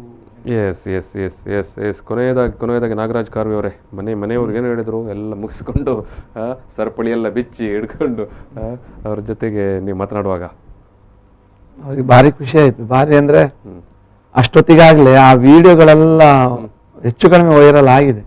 ನಾನು ಮೇಲೆ ಬರುವಾಗ ನಮ್ಮ ಮನೆಯ ಗ್ರೂಪ್ ಆಗಿರ್ಬೋದು, ಹೊರಗಿನ ಶಿಕ್ಷಕರ ಗ್ರೂಪ್ಗಳು, ನಾನು ಎಲ್ಲ ಕಾರ್ಯಕ್ರಮ ಮುಗಿಸಿ ನೋಡ್ತೇನೆ ಮೊಬೈಲಲ್ಲಿ, ನನಗೆ ರಿಪ್ಲೈ ಮಾಡ್ಲಿಕ್ಕೆ ಸಾಧ್ಯ ಇಲ್ಲದಷ್ಟು. ಅದಕ್ಕೆ ಈಗಲೇ ನಾನು ಅವ್ರಿಗೆ ಹೇಳುದು, ನನಗೆ ಸಹಕರಿಸಿದ ಎಲ್ಲರಿಗೂ ಅವರಿಗೆ ಧನ್ಯವಾದಗಳನ್ನ ತಿಳಿಸ್ಬೇಕು. ಹೌದು, ನಿಮ್ಮ ಮೀಡಿಯಾದ ಮೂಲಕ ಅವರಿಗೆಲ್ಲ ಧನ್ಯವಾದ ತಿಳಿಸ್ತೇನೆ. ಯಾಕಂದ್ರೆ ಎಷ್ಟು ಜನ ಎಷ್ಟು ಪ್ರೀತಿಯಿಂದ ಪರಿಚಯ ಇದ್ದವರು ಇಲ್ಲದವರು ಎಲ್ಲ ಅವರ DP-ಗಳಲ್ಲಿ ಸ್ಟೇಟಸ್ಗಳಲ್ಲಿ ಎಲ್ಲ ಹಾಕೊಂಡಿದ್ದಾರೆ.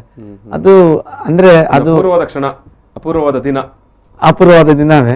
ಅದು ನನ್ನ ಸಾಧನೆ ಅಂತಲ್ಲ ನಾನು ಹೇಳ್ತಾ ಇರುವುದು, ಆದ್ರೆ ಜನಗಳು ಏನೋ ಒಂದು ಹೊಸದಾಗಿ ವಿಭಿನ್ನವಾಗಿ ಮಾಡಿದ್ರೆ ಅದನ್ನ ಒಪ್ಪಿಕೊಳ್ತಾರೆ. ಈ ಸಾಧನೆಯ ಸಂದರ್ಭದಲ್ಲಿ ನೀವು ಯಾರನ್ನೆಲ್ಲ ನೆನಪಿಸ್ಲಿಕ್ಕೆ ಬಯಸ್ತೀರಿ ಅಂತ ಮಾತುಕತೆಯನ್ನು ಮುಗಿಸುವ? ಪಕ್ಕದಲ್ಲೇ ಸರ್ ಇದ್ದಾರೆ, ಅವರನ್ನ ನಾನು ಮರಿಲಿಕ್ಕೆ ಸಾಧ್ಯ ಇಲ್ಲ. ಯಾಕಂದ್ರೆ ತುಂಬಾ ಹೌದು, ನಾಯ್ಕ್ ಸರ್ ಅವರು ಸುಮಾರು ಒಂದು 10-15 ದಿವಸಗಳಿಂದ ನನ್ನ ಜೊತೆಗೆ ಇದ್ದಾರೆ. ಅವರು ಬೆಳಗ್ಗೆ 9 ಗಂಟೆಗೆ ಬಂದ್ರೆ ನಾವು ಸ್ಕೂಲಿಗೆ ಹೋದ್ರೆ ಅವರು ಆಫೀಸಿಗೆ ಹೋಗ್ತಾರೆ. ಮತ್ತೆ ಎಡೆಯಲ್ಲಿ ಏನಾದ್ರು ಸಂಜೆ ಏನಾದ್ರು ಟೈಮ್ ಇದ್ರೆ ಬರ್ತಾರೆ. ಬಂದು ಅಥವಾ ಮಧ್ಯದಲ್ಲಿ ಕೆಲವು ದಿವಸ ರಜೆಯನ್ನು ಹಾಕಿದ್ದಾರೆ. ಎಲ್ಲ ಕಚೇರಿಗಳಿಗೆ ಬರ್ತಾರೆ, ಎಲ್ಲಿ ಬೇಕಾದ್ರೂ ಕರೆದ್ರು. ಮತ್ತೆ ಅವರದ್ದು ಪ್ಲಾನ್ ಇದೆ, ಕೆಲವುದೆಲ್ಲ ಈಗೀಗ ಆಗ್ಬೇಕು, ಎಲ್ಲ ಪೇಪರ್ಗಳಲ್ಲಿ ಬರೆದು ಆ ಪೇಪರ್ ಪೀಸ್ ನನಗೆ ಕೊಡುದು. ನೋಡಿ, ಇಷ್ಟೆಲ್ಲ ಪ್ಲಾನ್ ಇದೆ, ನೀವು ಮಾಡ್ಬೇಕು. ಅದೆಲ್ಲ ಮಾಡಿದ ಕಾರಣ ಇದೊಂದು ಸಾಧ್ಯ ಆಯ್ತು. ಇನ್ನೊಂದು ಲೋಕರಾಜ್ ಸರ್ ಒಂದು ನಮ್ದು ರಫ್ ಆಗಿದ್ದನ್ನ ಒಂದು ಕರೆಕ್ಟ್ ಆಗಿ ಫ್ರೇಮ್ ಹಾಕಿ ಕೊಟ್ಟರು, ನಿಲ್ಲಿಸಿದ್ರು ಎಲ್ಲ ವ್ಯವಸ್ಥೆಯನ್ನು. ಆಮೇಲೆ ಗಟ್ಟಿ ಸರ್ ನಮ್ಮ ಜೊತೆ, ಶಿವಾನಂದ ಗಟ್ಟಿ ಅವರು ನಮ್ಮ ಜೊತೆಗೆ ಸೇರಿ, ಹೌದು. ಆಮೇಲೆ ಯೋಜಕದ ಹತ್ರ ಅವರು ಒಂದು ನಮಗೆ ಸಹಾಯ ಬೇಕು ಅಂತ ಹೇಳಿ ಹೋದಾಗ ಯೋಜಕ ಸಂಸ್ಥೆ ಎಲ್ಲ ಸಿಬ್ಬಂದಿಗಳು, ಆಮೇಲೆ ಅವರ ಎಲ್ಲ ಮೇಲಿಂದ ಹಿಡಿದು ಕೆಳಗಿನ ಎಲ್ಲ ಸ್ಟಾಫ್ಗಳು, ನಿಮಗೆ ಏನು ಸಹಾಯ ಬೇಕು, ನಮ್ಮದು ಸಂಸ್ಥೆ ನಡೀತಾ ಇರುವುದೇ ನಿಮ್ಮಂತ ಮೀನುಗಾರರಿಂದ, ನಿಮಗೆಲ್ಲ ಸಹಾಯ ಮಾಡ್ತೇವೆ ಅಂತ ಅವರು ಹೇಳಿದರು. ಲಕ್ಷ್ಮಣ್ ಕುಂದರ್ ಸರ್, ಆಮೇಲೆ ನಮ್ಮ ಇಲಾಖೆಯಿಂದ ಪರ್ಮಿಷನ್ ಕೊಟ್ಟವರು, ಕೋಸ್ಟಲ್ ಗಾರ್ಡ್ನವರು, ಆಮೇಲೆ ನಮ್ಮ ಸ್ವಿಮ್ಮಿಂಗ್ ಟೀಮ್ ಇದೆ ಅಲ್ಲಿ ಅಶೋಕಣ್ಣ ಸಹ ಇದ್ದಾರೆ, ಇಡೀ ಟೀಮ್ನವರು. ಅದ ಹೆಂಗಂದ್ರೆ ಒಂದೊಂದು ಇದನ್ನ ನಾವು ವಹಿಸ್ಕೊಳ್ತೇವೆ ಅಂತ, ಫುಡ್ ಡಿಪಾರ್ಟ್ಮೆಂಟ್ ನಾವು ನೋಡ್ಕೊಳ್ತೇವೆ. ಟೀಮ್ ವರ್ಕ್ ಸರ್, ಈಜಿದ್ದು ಮಾತ್ರ ಟೀಮ್ ವರ್ಕ್ ಗೆಲುವು ಸಿಕ್ಕಿದೆ ಸರ್, ಟೀಮ್ ವರ್ಕ್ ಗೆಲುವು ಸಿಕ್ಕಿದೆ, ಈಜಿದ್ದು ಮಾತ್ರ ನಾನು, ಆದ್ರೆ ಅದರ ಹಿಂದೆ ಎಲ್ಲ ಕೆಲಸ ನಮ್ಮ ಜೊತೆಗಾರರೇ ಮಾಡಿದ್ರು. ಎಸ್ ಒಂದು ಅಪೂರ್ವವಾದ ಸಾಧನೆಯನ್ನು ಇವತ್ತು ನಾಗರಾಜ್ ಕಾರ್ವಿ ಕಂಚಿಕೋಡವರು ಮಾಡಿದ್ದಾರೆ. ಈ ಹಿಂದೆ ಅವರದೇ ಸ್ನೇಹಿತರು ಗೋಪಾಲ್ ಕಾರ್ವಿ ಅವರು. ಸೊ ಇವತ್ತು ದಾಖಲೆಯಲ್ಲಿ ಇಬ್ಬರು ಕಾರ್ವಿಗಳು, ಉಡುಪಿ ಜಿಲ್ಲೆಯವರು, ಕುಂದಾಪುರದ ಗಂಗೊಳ್ಳಿ ಅವರು. ನಾನು ಮಾತ್ರ ಅನಿವಾರ್ಯ ಕಾರಣದಿಂದ ಮಂಗಳೂರಲ್ಲಿ ಮಾಡಿದೆ, ಯಾಕಂದ್ರೆ ನನ್ನ ಇರ್ಲಿ ಒಂದು ಕಾರ್ಯಕ್ಷೇತ್ರ ಉತ್ತರದಲ್ಲಿ ಆಯ್ತು, ಒಂದು ದಕ್ಷಿಣದಲ್ಲಿ ಆಯ್ತು ಹಂಗಲ್ವಾ, ಒಂದು ಉಡುಪಿ ಅಲ್ಲಿ ಆಯ್ತು, ಒಂದು ಮಂಗಳೂರಲ್ಲಿ ಆಯ್ತು. ಈ ಹಿಂದೆ ಎರಡು ಕೂಡ ಒಂದೇ ಅಲ್ವಾ, ವಿಭಜಿತ ದಕ್ಷಿಣ ಕನ್ನಡ ಜಿಲ್ಲೆ ಇತ್ತು. ಎಸ್, ಅಪೂರ್ವವಾದ ಒಂದು ದಾಖಲೆಗೆ ಈ ಮೊದಲು ಗೋಪಾಲ್ ಕಾರ್ವಿ ಅವರು ಕುಂದಾಪುರದಲ್ಲಿ ಏನೊಂದು ಗಿನ್ನಿಸ್ ದಾಖಲೆಯನ್ನು ಮಾಡಿದ್ದರು. ಸೊ ಇವತ್ತು ನಮ್ಮ ನಾಗರಾಜ್ ಕಾರ್ವಿ ಅವರು ವೃತ್ತಿಯಲ್ಲಿ ಶಿಕ್ಷಕರು, ಒಂದು ಅಪೂರ್ವವಾದಂಥ ಸಮುದ್ರ ಯೋಗದ ಭಂಗಿಯಲ್ಲಿ, ಅದು ಕೂಡ ಪದ್ಮಾಸನದ ಅತ್ಯಂತ ಕ್ಲಿಷ್ಟ ಮತ್ತು ಕಷ್ಟವಾಗಿರುವಂಥ ಪದ್ಮಾಸನದ ಭಂಗಿಯಲ್ಲಿ, ಅದು ಕೂಡ ಬ್ರೆಸ್ಟ್ ಸ್ಟ್ರೋಕ್ ತಿರುಗಿ, ಆಮೇಲೆ ಕಾಲುಗಳಿಗೆ ಸರಪಳಿ ಹಾಕಿ ಲಾಕ್ ಮಾಡಿ 1 ಕಿಲೋಮೀಟರ್ ಈಜಿ ಒಂದು ಅಪೂರ್ವವಾದ ಸಾಧನೆಯನ್ನು ಅದು ಇಂಡಿಯನ್ ಬುಕ್ ಆಫ್ ರೆಕಾರ್ಡ್ಸಲ್ಲಿ ದಾಖಲಾಗಿದೆ. ಇಂಥ ಒಂದು ಅಪೂರ್ವ ಸಾಧನೆಯನ್ನು ಮಾಡಿದಂಥ ನಾಗರಾಜ್ ಕಾರ್ವಿ ಅವರು ಇಷ್ಟು ಹೊತ್ತು ನಮ್ಮ ಜೊತೆಗೆ ಅವರ ಅನುಭವ, ಅವರ ಸಾಹಸಕತನವನ್ನು ಹಂಚಿಕೊಂಡಿದ್ದಾರೆ. ಅವರಿಗೆ ನಾನು ಸಮಸ್ತ ಕರಾವಳಿಯ ಜನತೆ ಪರವಾಗಿ, ವೀಕ್ಷಕರ ಪರವಾಗಿ ಮತ್ತು ಅವರೆಲ್ಲರ ಅಭಿಮಾನಿ ಬಂಧು ಬಳಗದ ಪರವಾಗಿ ನಾನು ಪ್ರೀತಿಯ ಧನ್ಯವಾದ ಸಮರ್ಪಣೆ ಮಾಡ್ತಾ ಇದ್ದೇನೆ ಕಾರ್ವಿ ಅವರೇ. ಎಸ್, ಸೊ ಈ ಸಂದರ್ಭದಲ್ಲಿ ಅವರ ಜೊತೆಗೆ ಇದ್ದಂಥ ಅವರ ಜೊತೆಗಾರರು ಮತ್ತು ಅವರ ಕೋಚ್ ಆಗಿದ್ದಂಥ BK ನಾಯ್ಕ್ ಸರ್ ಅವರಿಗೆ ಕೂಡ ನಾನು ಪ್ರೀತಿಯ ಧನ್ಯವಾದ ಸಮರ್ಪಣೆ ಮಾಡ್ತಿದ್ದೇನೆ ಸರ್. ಜೊತೆಗೆ ಈಗ ತರಬೇತುದಾರರಾಗಿರುವಂಥ ಮತ್ತು ಇವರದೇ ಟೀಮ್ನ ಸಹವರ್ತಿ ಆಗಿರುವಂಥ ಲೋಕರಾಜ್ VS ಅವರಿಗೆ ಕೂಡ ನಾನು ಪ್ರೀತಿಯ ಧನ್ಯವಾದ ಸಮರ್ಪಣೆ ಮಾಡ್ತಾ ಇದ್ದಾರೆ. ಸೊ ವೀಕ್ಷಕರ, ಈ ಒಂದು ಸಂವಾದವನ್ನು ಇಲ್ಲಿಗೆ ಸಮಾಪನ ಮಾಡ್ತಾ ಇದ್ದೇನೆ. ನಮಸ್ಕಾರ.